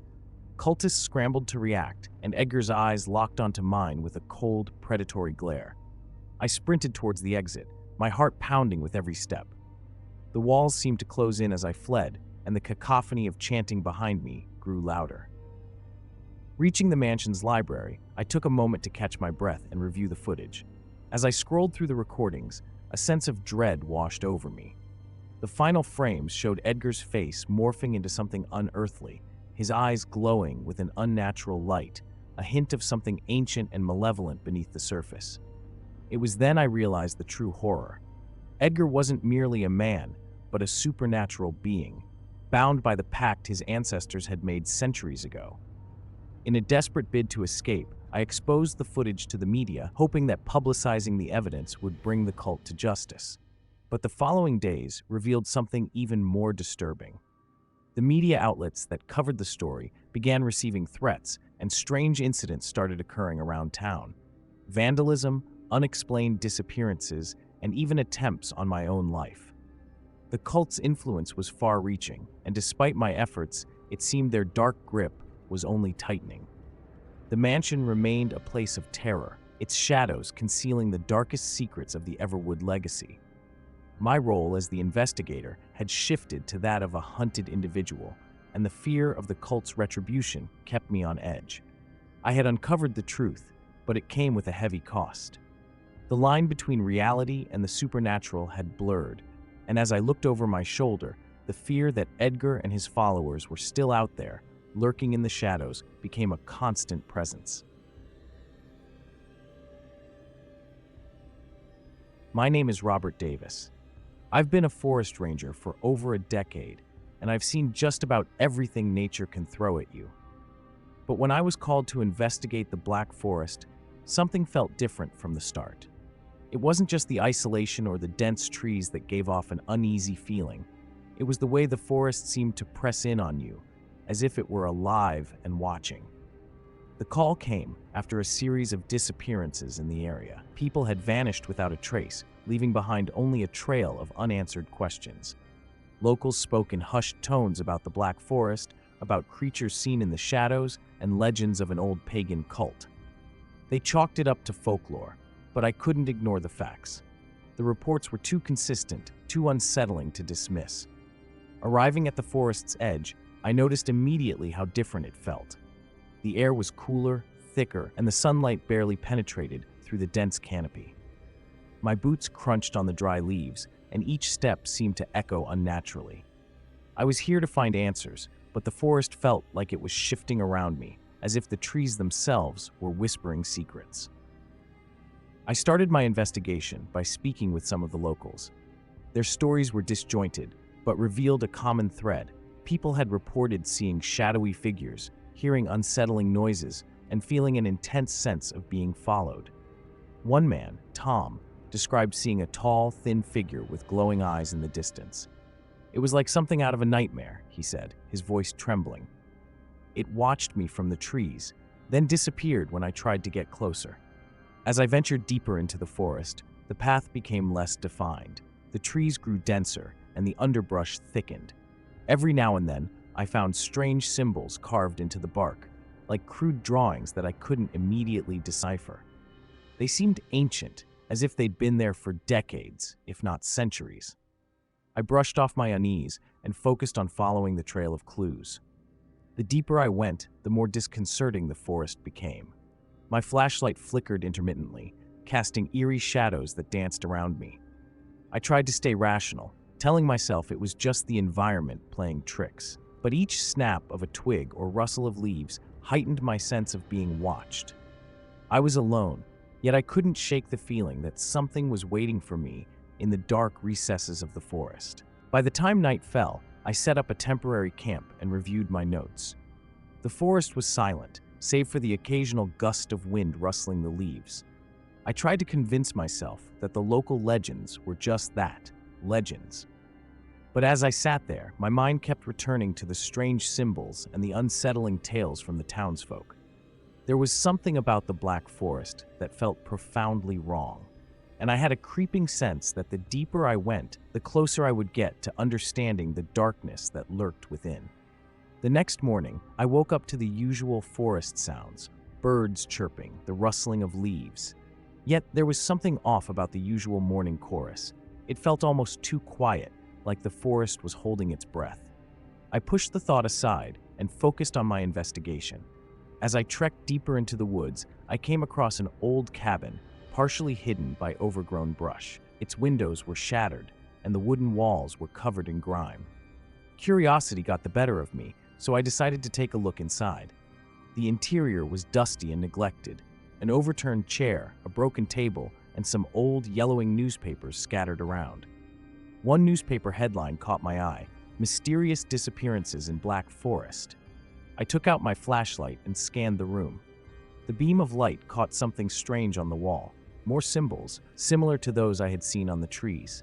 They looked like crude drawings of faces, distorted and menacing. The air felt different here, charged with a tension I couldn't quite explain. My instincts told me this cabin was significant, but I couldn't figure out how. While examining the symbols, I heard a sudden crash outside. I rushed out, my heart pounding. The forest seemed more oppressive now, the trees pressing in as if they were watching me. I scanned the area, but saw nothing unusual. I had the unsettling feeling that I wasn't alone. I tried to shake it off and continued my search. Later, I encountered an elderly woman in a nearby town. She was hesitant at first, but eventually shared some unsettling stories. "The forest," she said, her voice trembling, "it holds more than just trees. There's something old and angry beneath it. People used to talk about it when I was young, about a group that lived there long ago. They worship something, something not of this world." Her words lingered in my mind as I made my way back to the forest. I couldn't ignore the growing sense that there was more to these disappearances than just a series of random events. The symbols, the stories, and the strange feelings I'd had all pointed to something deeply unsettling. That night, I set up camp again, feeling more on edge than before. The symbols and stories were starting to connect in my mind. I had to find out more. I needed to understand what was hidden beneath the forest's surface. I couldn't shake the feeling that whatever was lurking in the Black Forest wasn't just a figment of local folklore, but something very real and very dangerous. The next day, I decided to delve deeper into the forest. I hoped that the morning light might give me a clearer perspective, but the forest seemed to grow darker with each step I took. The trees were so thick that they blocked out much of the sunlight, casting the ground below in a perpetual twilight. I decided to follow a narrow path that seemed less traveled. It was overgrown, with branches and vines nearly closing in on it. As I moved along, I found more symbols etched into the trees, their shapes growing more elaborate and disturbing. My flashlight revealed faces and figures in grotesque detail. It was like someone had tried to communicate something through these carvings, but what? Around midday, I stumbled upon an old stone altar, partially buried in the undergrowth. The stones were moss-covered and weather-worn, but what really caught my eye were the items placed on it: burnt candles, twisted sticks, and remnants of what looked like animal bones. I took out my camera and snapped some photos, but a nagging feeling told me that I shouldn't linger too long. As I continued my search, the forest seemed to close in even more. My footsteps felt muffled, and every rustle of leaves made me jump. I kept thinking about the elderly woman's warnings. She spoke of anger and something ancient beneath the forest. Her words echoed in my mind as I navigated deeper into the woods. I decided to set up a trail camera to capture any activity while I was away. As I worked, I kept glancing over my shoulder, half expecting to see something moving between the trees. I tried to stay focused, but the oppressive atmosphere made it hard to concentrate. My thoughts kept drifting to the disappearances and the stories I'd heard.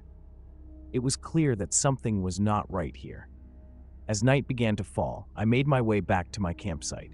I felt a sense of urgency and dread, knowing that I was getting closer to uncovering the truth. I reviewed the photos from earlier, each image adding to my growing unease. The symbols and the altar were only pieces of a larger puzzle, and I was determined to solve it. The more I uncovered, the more I felt that the forest was hiding something dark and ancient, something that went beyond any rational explanation. I knew I had to keep pushing forward, despite the fear that gnawed at me. I woke up the next morning with a strange feeling gnawing at me. The sun was barely peeking through the dense canopy above. I packed up my gear, trying to ignore the mounting anxiety. Today, I planned to follow a lead from the photos I'd taken. A local had mentioned seeing strange figures near a creek, so I decided to check it out. The forest seemed eerily different in daylight. I pushed through thick underbrush until I reached the creek. It was shallow and narrow, with rocks scattered along the bottom. As I scanned the area, I noticed something peculiar: footprints that didn't look like any animal tracks I was familiar with. They were oddly shaped, almost as if they were left by someone with a twisted gait. I followed the prints, which led me to a clearing. There, I found a series of makeshift shelters constructed from branches and leaves. They were crude, but clearly deliberate. I examined the area and found more symbols scratched into nearby trees. They seemed to tell a story, but the meaning was elusive. The more I looked, the more I felt like something was watching me.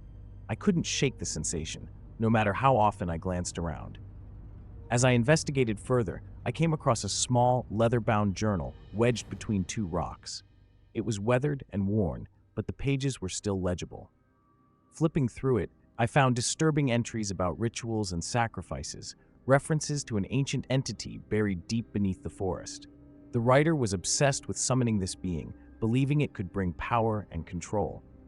My heart raced as I read. It was like uncovering the diary of someone who had become consumed by madness. Just as I was about to put the journal away, a sound made me freeze. It was a low, guttural noise, almost like a growl.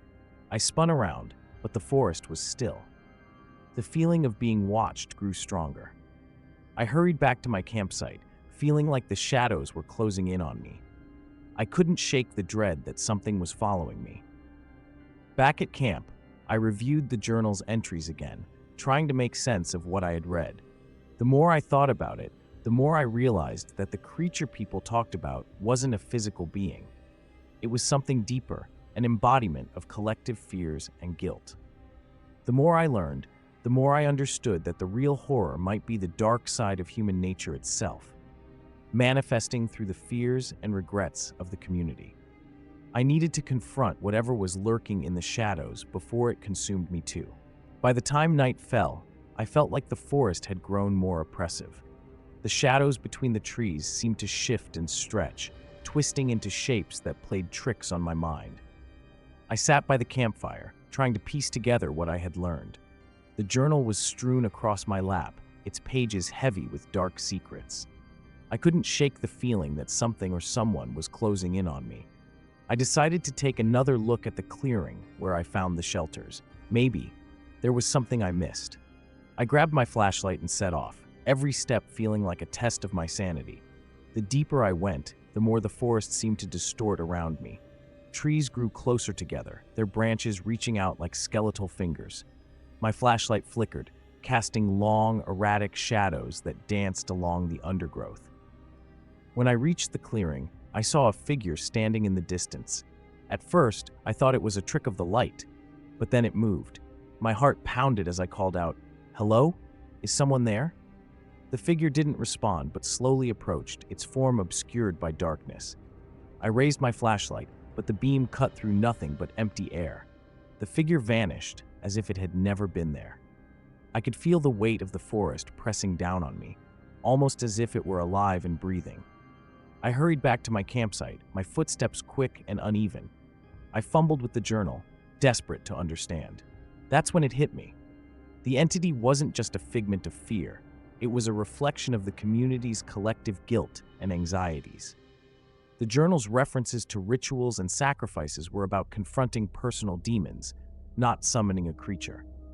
The more I thought about it, the clearer it became that the real horror was not an external monster, but the internal terror manifesting from the guilt of those who had vanished. I realized that the true danger wasn't a being buried beneath the forest, but rather the darkness in the hearts of the people who had lived here. I had to confront this darkness, or I might become part of the story myself. Just as I started packing up, I noticed something new, my own reflection in a nearby puddle, distorted and fragmented. The faces of the missing people seemed to stare back at me, their eyes filled with silent accusations. My pulse raced as I scrambled to leave. I had to get out of the forest before I, too, became a ghost story whispered among the trees. I'm Detective Mike Johnson, and today I found myself standing before a house that seemed to resist the very idea of normality. It was perched alone on a hill just outside Salem, Massachusetts, a place where shadows stretch and time feels like it has conspired to wrap itself in mystery. The house, a hulking structure with cracked paint and weather-beaten shutters, looked like it hadn't seen life in decades. I walked up the gravel path, each step crunching loudly, breaking the stillness that enveloped the place. As I approached the front door, I noticed a strange sensation, like the building itself was watching me. It might have been the wind, or just the oppressive history of the place settling on my shoulders, but something felt off. I shook off the unease and forced myself to focus. Inside, the air was musty and thick, filled with the scent of mildew and decay. The hallway was dimly lit, with only the faint light from the dusty windows illuminating the layers of grime on the wooden floor. I took a deep breath and began my search, starting with the living room. The furniture was draped in white sheets, giving the room an eerie resemblance to a ghostly tableau. I noticed a small desk in the corner, its surface cluttered with yellowing papers and an old, rusted lamp. As I rifled through the papers, a chill ran down my spine. The documents were mostly old receipts and letters, but one item caught my attention, a small, leather-bound journal with a brass clasp. It was locked, but I could see the faint imprint of writing through the cover. A sense of foreboding grew as I flipped through the pages, revealing entries filled with desperate scrawls and fragmented thoughts. Words like despair, alone, and endless night stood out, each one echoing a haunting desperation. The basement beckoned next, its door creaking as I pushed it open. The steps down were steep and narrow, leading to a dark expanse that seemed to swallow the weak light of my flashlight. The beams cut through the darkness, revealing old storage boxes and discarded furniture covered in dust. But it was something else that drew my attention, a series of scratch marks on the wall, jagged and deep, as if someone had tried to claw their way out.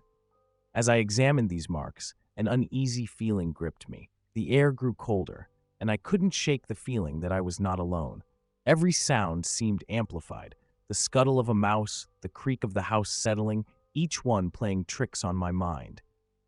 I pushed forward, determined to uncover the truth behind the chilling history of this place, unaware that the deeper I went, the closer I got to a revelation that would challenge everything I thought I knew about fear and reality.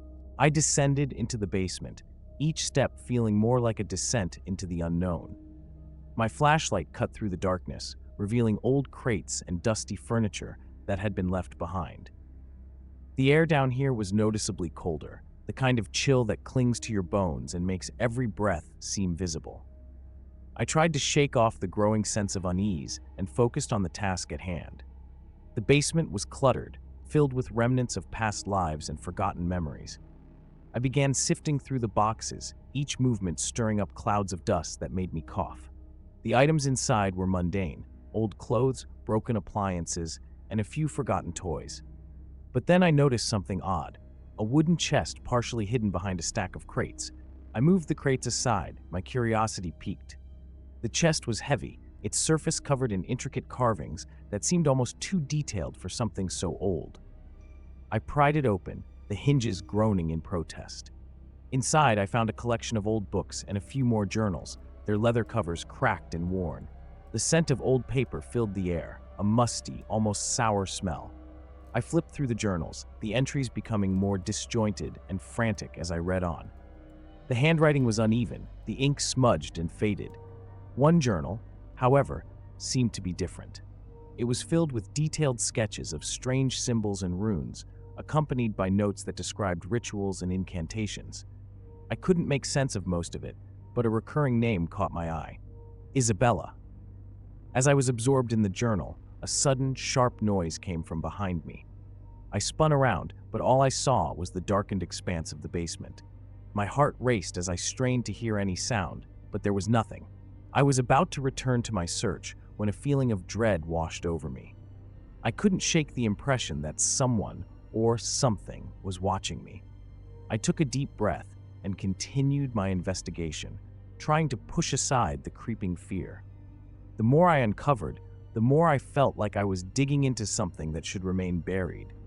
The items I was finding seemed to point to a dark history, one tied to the old witch trials and the lingering bitterness of the past. What had happened in this house that led to so much despair? And why did it feel like I was walking straight into the heart of something that should have stayed hidden? As the hours passed, the basement grew colder, and the oppressive atmosphere seemed to press in on me. I glanced at my watch, realizing it was late. I needed to head back upstairs, but the feeling of being watched remained. Whatever history this house held, it was clear that it didn't want to let go easily.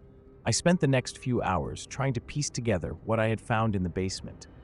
The more I read, the more I became entangled in the disturbing narrative of the journals.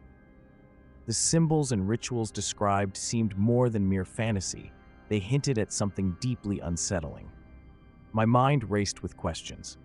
What kind of person writes about such dark practices? What were they hoping to achieve?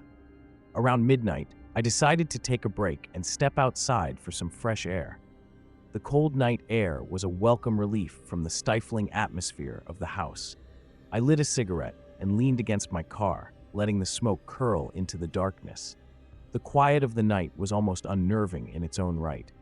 Every small noise seemed amplified, from the rustling of leaves to the distant hoot of an owl. As I stood there, I couldn't shake the feeling that something was off about the house. I looked back at the old structure, its shadowy form looming against the backdrop of the night sky. The more I thought about the details of the case, the more I realized how interconnected everything seemed. The pattern of the suicides, the history of the house, the strange symbols, everything pointed to something more sinister than a mere string of tragic events. A sudden thought struck me. What if the answers were hidden in the history of the people who lived here? I needed to dig deeper, beyond the physical evidence. I decided to visit the local historical society the next day. They might have records or old accounts that could shed light on the house's past. I knew it would be a long shot, but it was the only lead I had. I returned to the house with a renewed sense of purpose. As I climbed the creaky stairs to the second floor, I felt an inexplicable sense of urgency. The feeling of being observed had intensified. It was as if the very walls were watching me, judging my every move. I scanned each room, searching for anything that might have been overlooked. In the master bedroom, I found an old, ornate mirror partially covered by a dust sheet. As I approached, I noticed something odd. The mirror's frame was engraved with the same symbols I had seen in the journals. My heart raced as I lifted the sheet. The reflection showed an empty room, but I couldn't shake the sense that the mirror held more than just a reflection. It felt like a gateway to the past, a tangible link to the events that had unfolded here. I had barely taken it all in when my phone buzzed with a notification. It was a news alert about a new suicide in the area. My blood ran cold. The pattern was escalating, and it seemed like I was getting closer to uncovering something that someone, or something, didn't want me to find. The thought of an entity feeding off human despair was not just a theory anymore. It felt alarmingly real. Every step I took from now on felt like I was walking on a tightrope. The house was no longer just a place I was investigating. It had become a living entity, reacting to my presence. I knew I had to be cautious, but the pressure to uncover the truth was overwhelming. What had I stepped into, and how deep did this darkness go? The deeper I dug, the more I feared what I might find. The next morning, I made my way to the local historical society. It was a small building with faded brickwork and overgrown ivy, its appearance reflecting its age and the weight of time it had witnessed. Inside, the smell of old paper and dust filled the air, a reminder of the countless records that lay hidden within. As I approached the front desk, a woman in her 60s with thick glasses and an air of cautious curiosity looked up from her work. "Can I help you?" she asked, her voice carrying a hint of skepticism. "I'm Detective Mike Johnson," I said, showing her my badge. "I'm investigating a series of suicides linked to a house on a hill. I need to look into the history of that property." Her eyes narrowed as she took in my request. "You're referring to the old Hawthorne place, aren't you?" I nodded. "Yes. Any chance you have records or information about it?" She hesitated for a moment before turning to a stack of files on a nearby shelf. "I'll see what I can find. The Hawthorne place has quite a history. Most of it's buried deep in the archives. You might find something of interest." While she dug through the files, I glanced around the room. Old maps, faded photographs, and dusty books filled the shelves. The sense of history was almost palpable, but I couldn't shake the feeling that something was subtly off about the place. It felt as if the very air was saturated with old, unresolved stories. After a few minutes, she returned with a handful of documents and led me to a small research table. "Here's what I found. There's a record of the original land grant, some census data, and a few personal accounts." I began sifting through the papers. Among them, I found a particularly old ledger with handwritten notes. One entry caught my eye, a brief mention of a woman named Eliza Hawthorne, who had lived there during the Salem witch trials. The entry was dated around the time when the witch hunts were at their peak.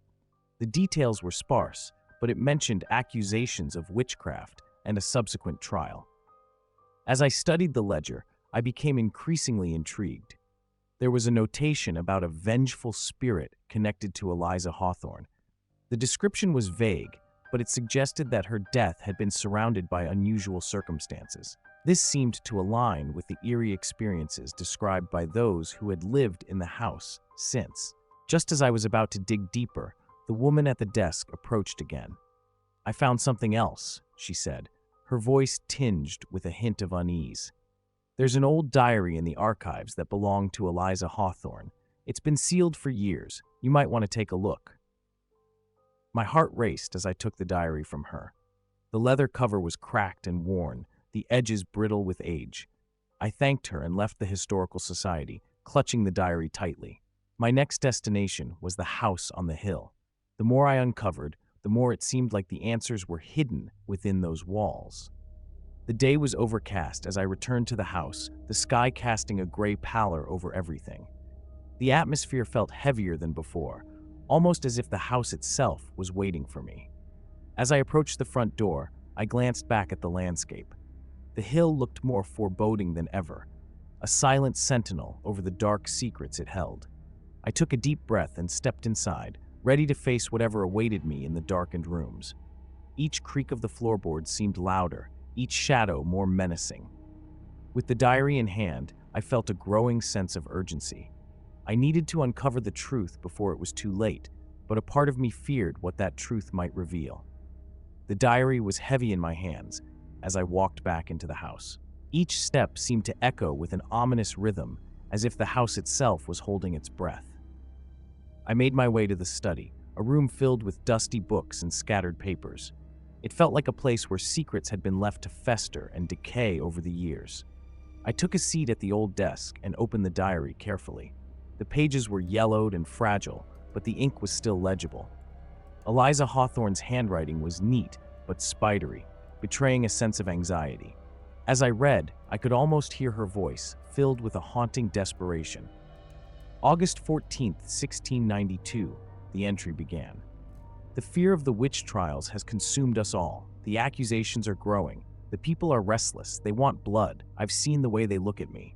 I feel them creeping closer, waiting to take what little peace I have left. My husband's disappearance has made things worse. They say the devil has taken him, and now they turn their eyes on me.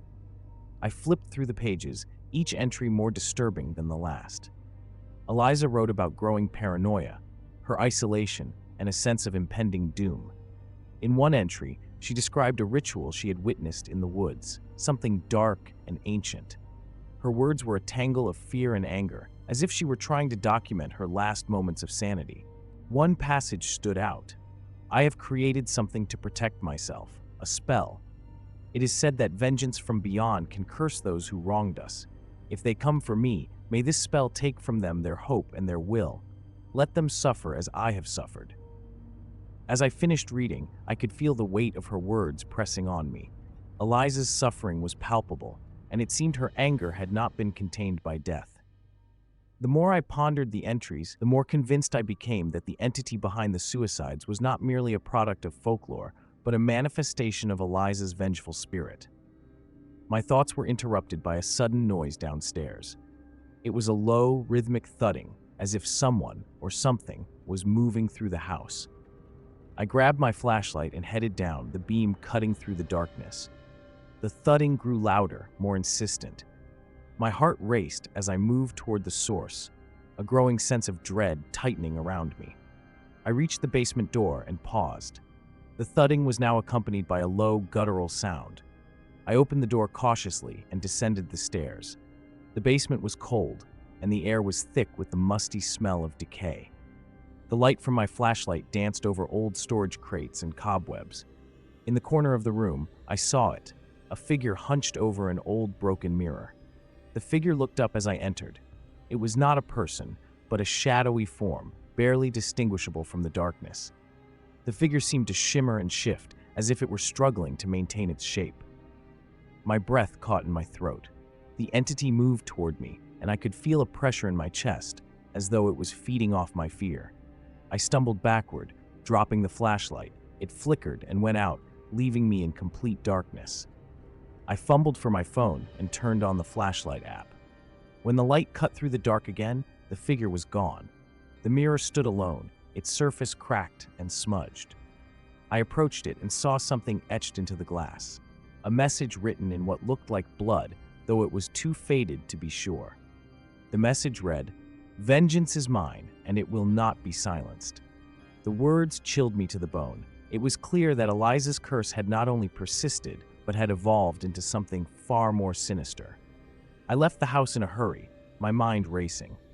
The suicides weren't random tragedies, but a manifestation of a centuries-old vendetta. Eliza's anger had twisted into a form of supernatural retribution. I had to find a way to stop it before it claimed more lives. The house on the hill had become a battleground between the living and the dead, and it was up to me to uncover the final piece of this dark puzzle.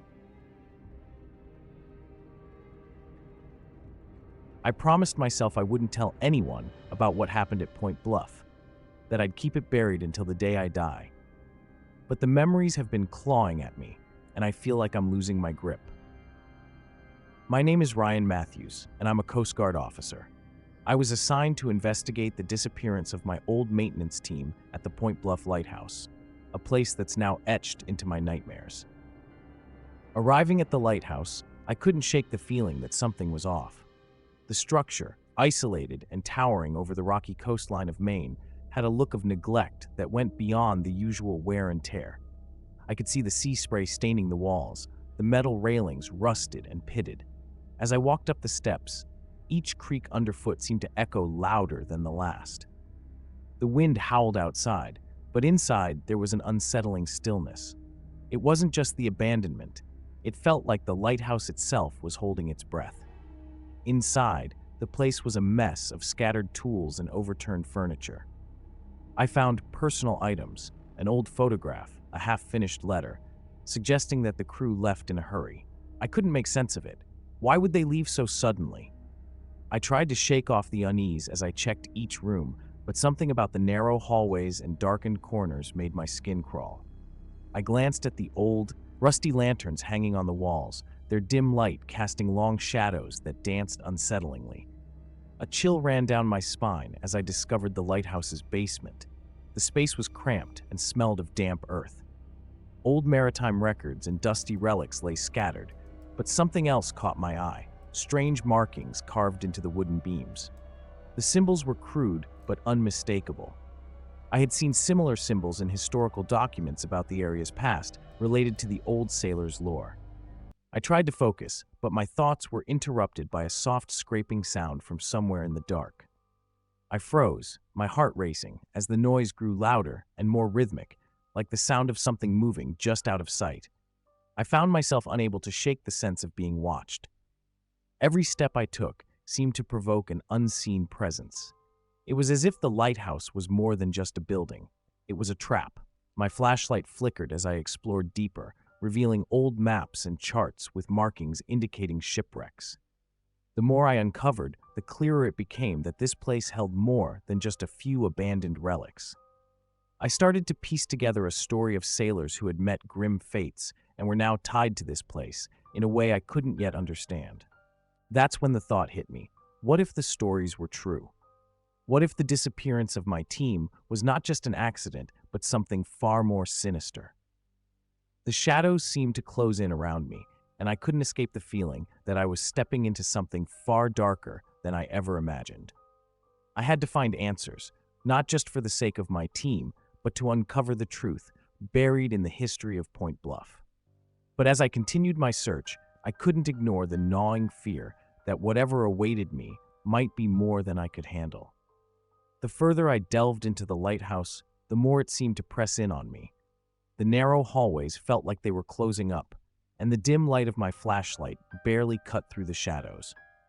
I had hoped to find some clear answers, maybe a mechanical failure or a simple mistake that led to the crew's disappearance.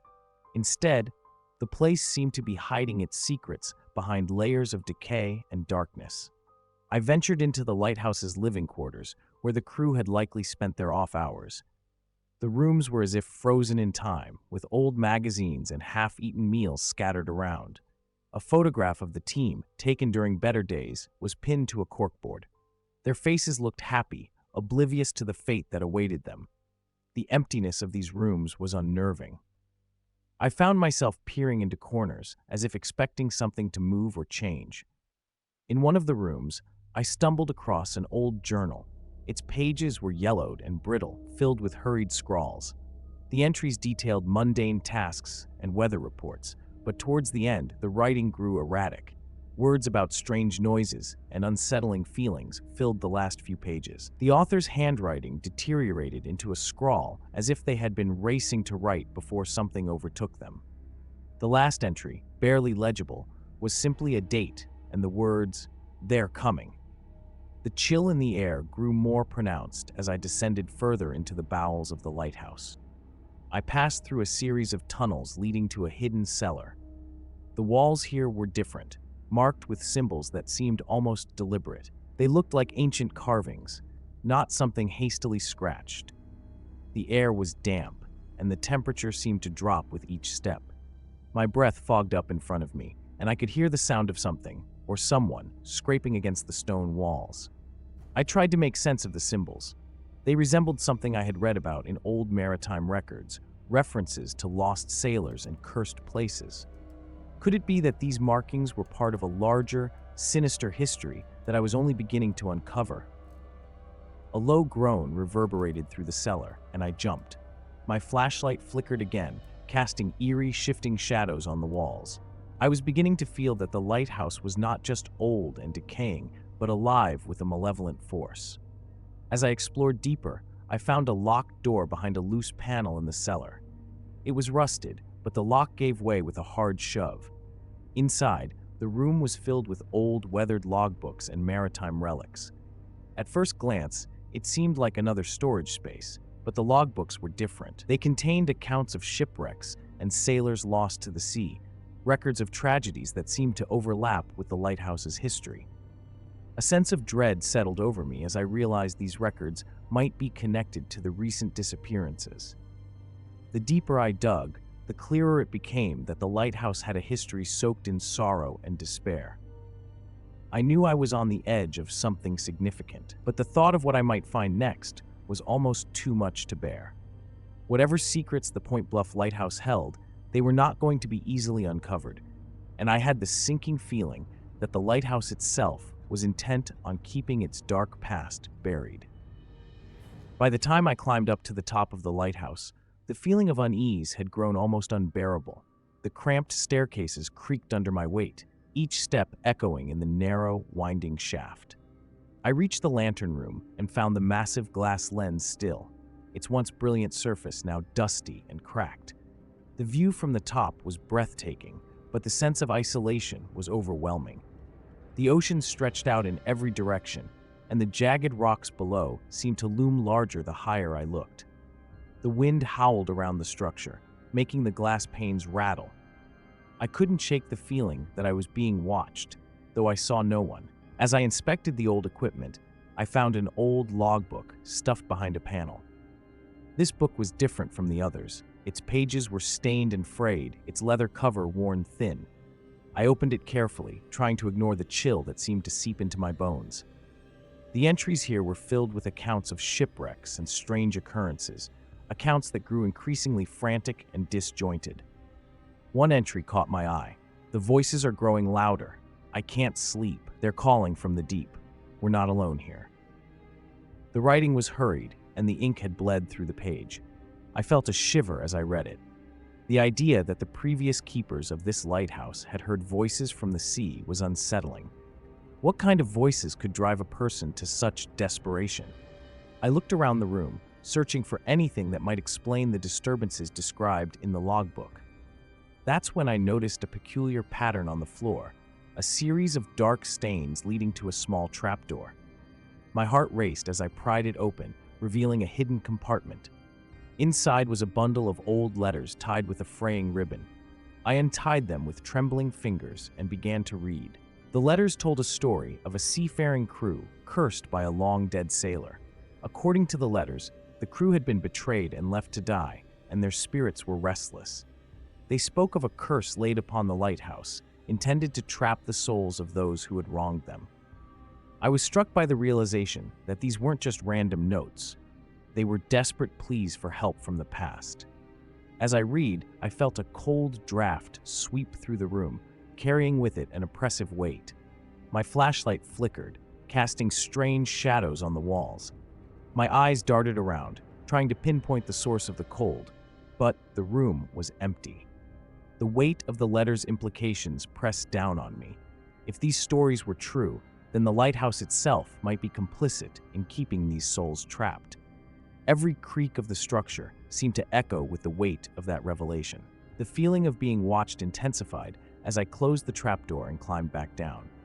The lighthouse felt different now, more menacing, as if it were aware of my intrusion. My skin prickled and a sense of dread gnawed at me.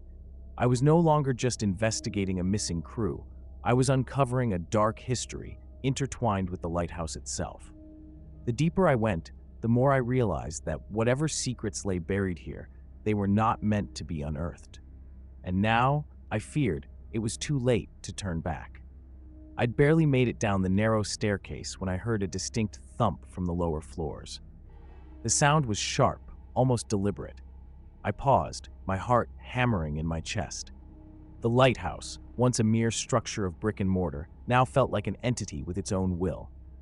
I steadied my breathing and forced myself to move, trying to ignore the growing dread that wrapped around me like a cold shroud. Entering the lower levels, I scanned the darkened rooms with my flashlight. Dust motes danced in the beam of light, and the walls seemed to close in on me. As I turned a corner, I noticed an old chart table cluttered with maps and outdated navigation equipment. I pulled a chair over and examined the maps. They were covered in markings that didn't make sense, almost as if someone had been marking out a path, but from where to where, I couldn't tell. A sudden creak made me jump. I whipped around, my flashlight catching the edge of a door that had slowly swung open. I approached cautiously, the floorboards groaning under my weight. The room was filled with old, rusted tools and equipment, remnants of a time long past. But something about the room felt off, like it was holding its breath, waiting for me to discover something. I started to examine the tools, each one more antiquated than the last. Among them, I found a journal wedged between a pair of old boots. The leather cover was cracked, but the pages inside were surprisingly intact. I flipped through it, my eyes widening as I read about the daily life of the lighthouse keepers. But the final entries were different. They spoke of a growing unease, of whispers at night and strange lights on the shore. "God help us," one entry read. "We've angered the souls beneath us. They demand retribution." The words were written in a scrawl that hinted at desperation. I glanced around the room, trying to shake off the creeping sense of paranoia. The journal mentioned a hidden cellar beneath the lighthouse. I felt a sudden urge to find it, hoping it might reveal some clarity. I retraced my steps back to the trapdoor I had discovered earlier. Sweat clung to my back as I pried it open again, this time more determined. The cold draft from below hit me like a wall. I climbed down the ladder, flashlight in hand, into the darkened space. The cellar was cramped, with barely enough room to move. The air was musty, and old wooden crates lined the walls. As I moved deeper, I noticed markings etched into the stone walls, almost like old runes. My flashlight flickered, and I felt a chill that seemed to pulse in time with my heartbeat. The markings were a blend of nautical symbols and something that looked almost like writing. I knelt down to examine them more closely when I heard a distinct scraping sound behind me. I froze, my heart racing. My breath came in short, uneven bursts as I turned, but the cellar remained empty. I felt as though I was being watched, a sensation that made the hair on my neck stand up. I couldn't shake the feeling that whatever haunted this place wasn't just a figment of the past. It was very real, and it was watching me. I left the cellar with a sense of urgency, driven by an uneasy thought. If the spirits were as restless as the entries described, then perhaps the lighthouse itself was more than just a structure.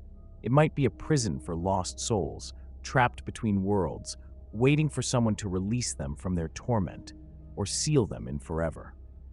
The deeper I dug into the lighthouse's history, the more the sense of dread became unbearable. I spent the night combing through old records and reports, piecing together the grim puzzle of Point Bluff. The lighthouse, built on the remnants of a shipwrecked graveyard, had its own dark narrative. But as dawn approached, I still couldn't shake the unsettling feeling that something was fundamentally wrong. The sun was barely up when I decided to return to the lighthouse for another search. This time, I aimed to uncover anything I might have missed. As I entered, the place seemed even more oppressive than before. The corridors, now bathed in early light, felt colder, almost as if they were pushing me away. I tried to brush it off, focusing on a new lead. An old ledger I'd found mentioning a secret room beneath the lighthouse. I followed the clues from the ledger, which directed me to a hidden panel near the base of the lighthouse. After hours of prying and wrenching, the panel finally gave way, revealing a narrow, steep staircase leading down into what felt like an abyss. With each step, I could feel my heartbeat quickening. The air grew colder, and the shadows seemed to grow longer and more twisted.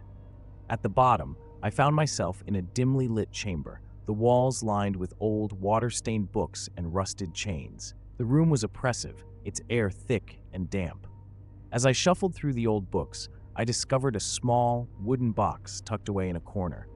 My hands trembled as I opened it, revealing a collection of strange, bone-like artifacts and a faded journal. The journal, though fragile, was filled with cryptic writings and drawings that seemed to depict some sort of ritual.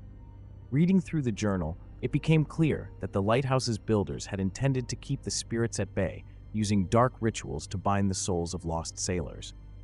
The last entries spoke of a failed ritual and the spirits' growing anger. "The souls will demand their due," one entry warned. "The barrier will fall." The reality of what I was dealing with hit me hard. I glanced around the chamber, realizing that the artifacts and writings were not just remnants of a forgotten past, but tools of an ongoing torment. It dawned on me that the spirits, angered by broken promises, were still trapped here, desperately trying to reach out. They weren't just historical figures, they were present, seeking retribution. My flashlight flickered, casting eerie shadows on the walls. I could hear faint whispers, not unlike the sounds described in the journal.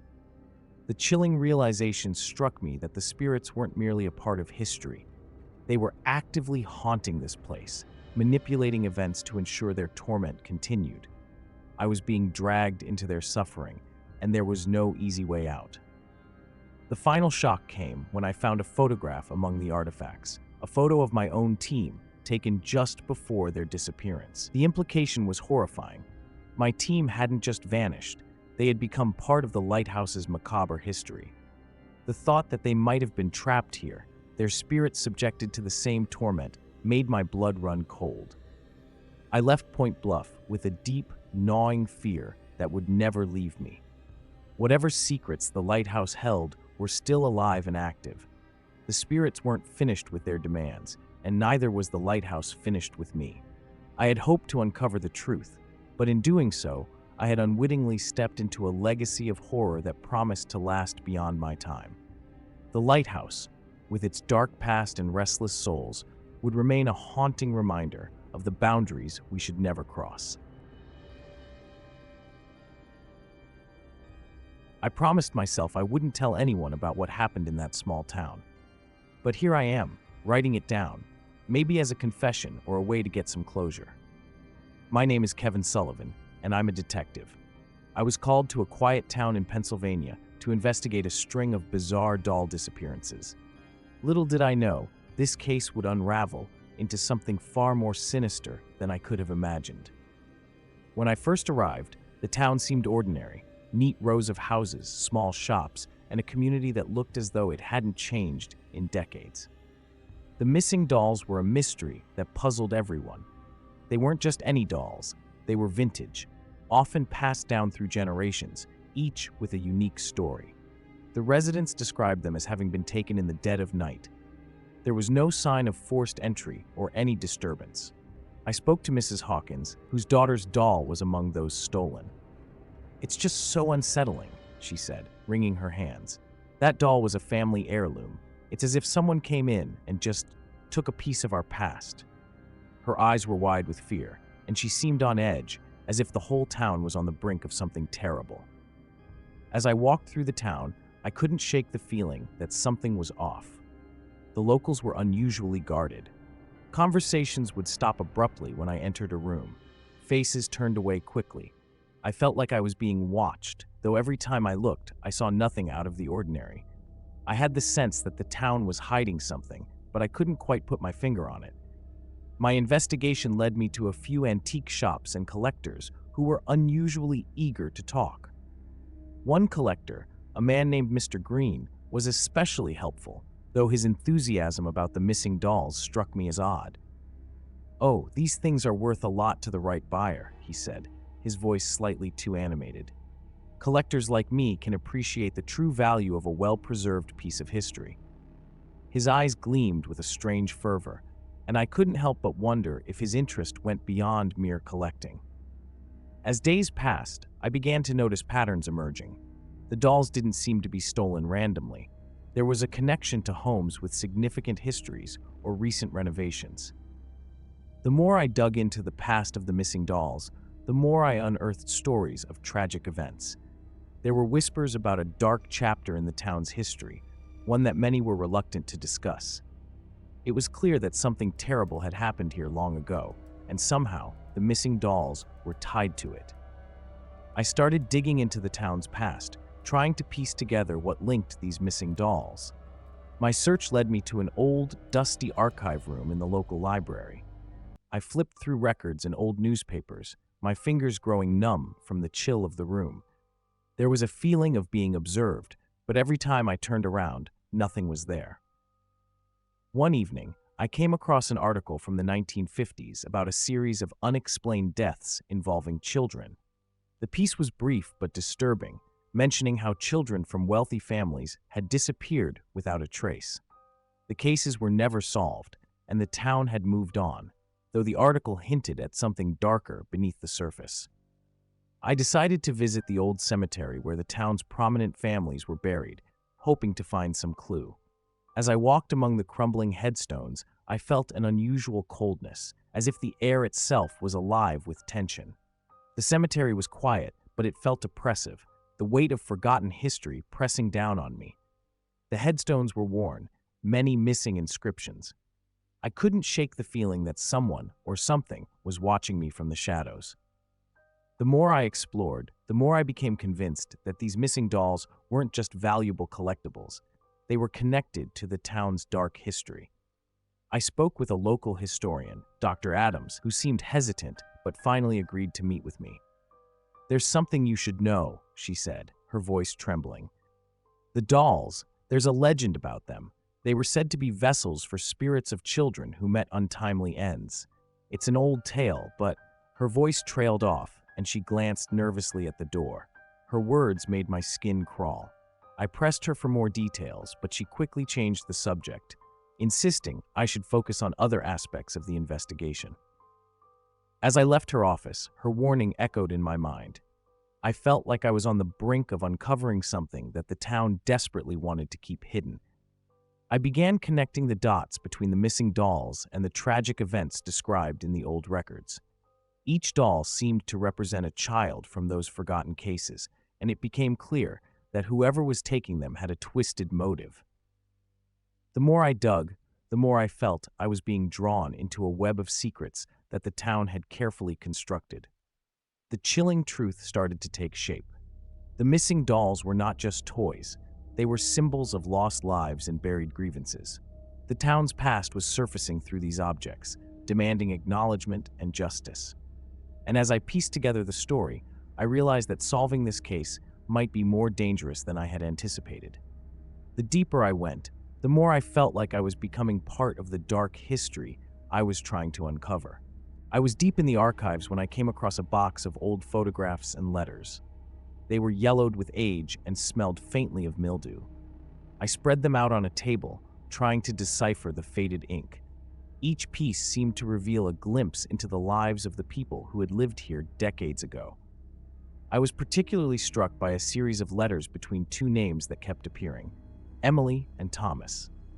The letters spoke of secrets and fears, hinting at an unsettling event that I couldn't quite piece together. One letter mentioned a hidden place and something to be buried with the dolls. My heart raced as I wondered if this could be connected to the missing dolls. I knew I had to find this hidden place, but where could it be? The town had a few old houses and buildings, but nothing seemed out of the ordinary. I began to suspect that the answer might be in plain sight, obscured by the mundane routines of everyday life. That evening, I decided to visit one of the abandoned houses that had stood empty for years. It was a creaky old place, with broken windows and overgrown weeds. As I walked through the dusty rooms, the floorboards groaned under my weight. The air felt thick, as if the house itself was holding its breath. I found nothing unusual until I reached the basement. The stairs leading down were narrow and steep, the darkness below almost tangible. I flicked on my flashlight and descended, the beam cutting through the darkness. The basement was cluttered with old furniture and forgotten relics. Among them, I noticed a large, ornate trunk, locked with a rusty padlock. My pulse quickened. I wondered if this trunk could hold the answers I was looking for. I searched the basement for something to break the lock, my mind racing with possibilities. After what felt like hours, I finally found a heavy wrench and managed to pry the padlock open. Inside the trunk were a few old dolls, their faces cracked and discolored, their eyes seeming almost alive in the dim light. Alongside them were more letters and a journal with pages so brittle they crumbled at my touch. The journal's entries detailed strange occurrences and whispered fears about the dolls, hinting at their true purpose. I felt a chill run down my spine as I read about the rituals performed to keep the spirits at bay. The journal spoke of children who had vanished and the belief that their souls were trapped in these dolls. The more I read, the more I realized that the missing dolls weren't just collectibles. They were part of a sinister scheme to harness and control the spirits of those lost children. The pieces were falling into place, but the deeper I dug, the more I felt I was stepping into a trap laid by forces far beyond my control. As I left the house, I felt a sense of dread that I couldn't shake. The town's secrets were darker than I had imagined, and the more I uncovered, the more I realized I was up against something much larger than a mere collector's scheme. The dolls were more than objects. They were vessels of a dark, restless energy that had been hidden away for too long, and now, it seemed, they were demanding to be found. That night, I couldn't shake the images from the trunk. The dolls stared at me from the shadows of my room, their cracked faces haunting my thoughts. I tried to focus on the journal's entries, but the words seemed to blur together. Each time I closed my eyes, I saw those hollow eyes, felt the weight of their presence. I decided to follow up on the names mentioned in the journal. One name stood out: Sarah Monroe, a local woman who had lived through the events described. I found her address in the town's records and drove to her house early the next morning. The sun was just rising, casting a golden hue over the small town, but it did little to ease the gnawing anxiety in my chest. When Sarah opened the door, I was met with a woman in her late 60s, her eyes sharp and her posture defensive. She didn't invite me in, but agreed to speak with me on the porch. "You're the detective looking into the doll disappearances?" she asked, her voice a mixture of curiosity and caution. "Yes, that's right. I've found some unsettling information," I said, showing her a few pages from the journal. Her eyes widened as she read. "I thought we had left all that behind," she murmured, almost to herself. "Those dolls, they were never meant to be found." I pressed her for details, but she was reluctant. "People around here have their own ways of dealing with things," she said. "Some things are better left buried." Her tone suggested that whatever she knew was far worse than anything I had encountered so far. I could tell she was hiding something, so I decided to push further. "I need to understand what happened. Why were those children's spirits tied to the dolls?" I asked. Her face paled, and she glanced around nervously before responding. "The dolls were meant to hold the spirits of children who died too young. They were supposed to protect the town from their restless souls, but things went wrong. Terribly wrong." Her admission was chilling. I felt a growing sense of urgency. The more I learned, the more I realized that the dolls weren't just relics. They were holding on to something dark and powerful. As Sarah closed the door, I could see that the shadows of the past were closing in on me. That evening, I went back to the abandoned house to search for any additional clues. The setting sun cast long shadows that seemed to twist and turn unnaturally. As I approached the trunk again, I noticed something different. The dolls were no longer where I had left them. Instead, they were scattered across the basement floor, their faces turned towards me as if they were watching. I felt a shiver run down my spine. I knew I was getting close to uncovering the full truth. The townspeople's silence and Sarah's evasive behavior only added to the mounting tension. The dolls, now more than just eerie objects, seemed to be beckoning me to discover their secrets. I had to keep going, despite the dread that weighed heavily on my mind. The deeper I delved, the clearer it became that the answers I sought were buried in darkness, waiting to be unearthed. The next day, I revisited the house in hopes of finding more clues. The once familiar basement now felt like a maze of shadows and dark corners. I examined the scattered dolls closely, trying to understand their significance. It was then that I noticed something peculiar. One doll, a porcelain figure with a chipped dress, was slightly different from the rest.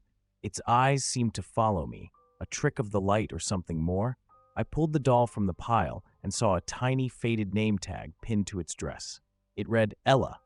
The name sounded familiar, but I couldn't place it. I stuffed the doll into my bag and left the house, feeling the weight of the doll and its mysterious past pressing on me. Back at my office, I dug through old town records. A name jumped out at me: Ella Harper. She had been a child who went missing decades ago, one of the earliest disappearances linked to the town's dark history. The more I read about her, the more I felt a chill. Her disappearance had been surrounded by rumors of a ritual meant to trap spirits in objects, specifically dolls. I decided to confront Sarah Monroe again. This time, I found her sitting in a dimly lit room, her hands nervously twisting a piece of fabric. "Sarah, I found a doll named Ella," I said, showing her the name tag. Her face turned ashen. "Ella was one of the first," Sarah whispered. "Her story is more tragic than you can imagine."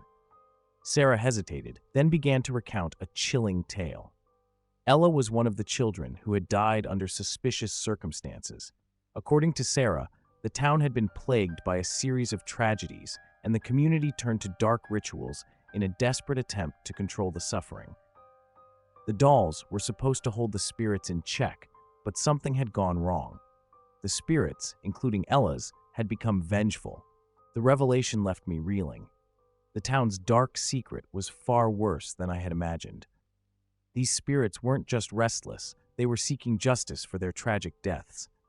The dolls were their vessels, and their anger had manifested in the disappearance of newer dolls. The collection wasn't just a hobby, it was an act of defiance against the spirit's will. Sarah's fear was palpable. "They won't stop until they get what they want," she warned. "You're in danger if you keep digging." I could see the truth in her eyes. I was entangled in something much bigger than a simple case of missing dolls. The spirits were angry and determined, and I had unknowingly stepped into their path. That night, I returned to the abandoned house, determined to end the nightmare. I set up a makeshift investigation, hoping to find a way to appease the spirits. As I worked, the room seemed to grow colder, and I heard faint whispers like voices from a distant memory. Suddenly, the lights flickered, and the doll's eyes seemed to glow with an eerie light. I knew then that I had to confront the spirits directly. In the darkened basement, I faced the dolls, feeling their eyes on me. The atmosphere was thick with tension. I spoke aloud, addressing Ella and the other lost children, pleading for their forgiveness and understanding. The air seemed to grow heavier with each passing moment. Just as I was about to give up, a sudden piercing cry echoed through the basement, a sound of anguish and release. The dolls fell silent, their eyes losing their unnatural glow. I left the house, feeling a strange mix of relief and dread. I had faced something beyond comprehension, and the experience left an indelible mark on me. As I drove away from the town, the darkness of the night seemed to close in, and I couldn't help but feel that the spirits of Ella and the other children were still watching, their story far from over.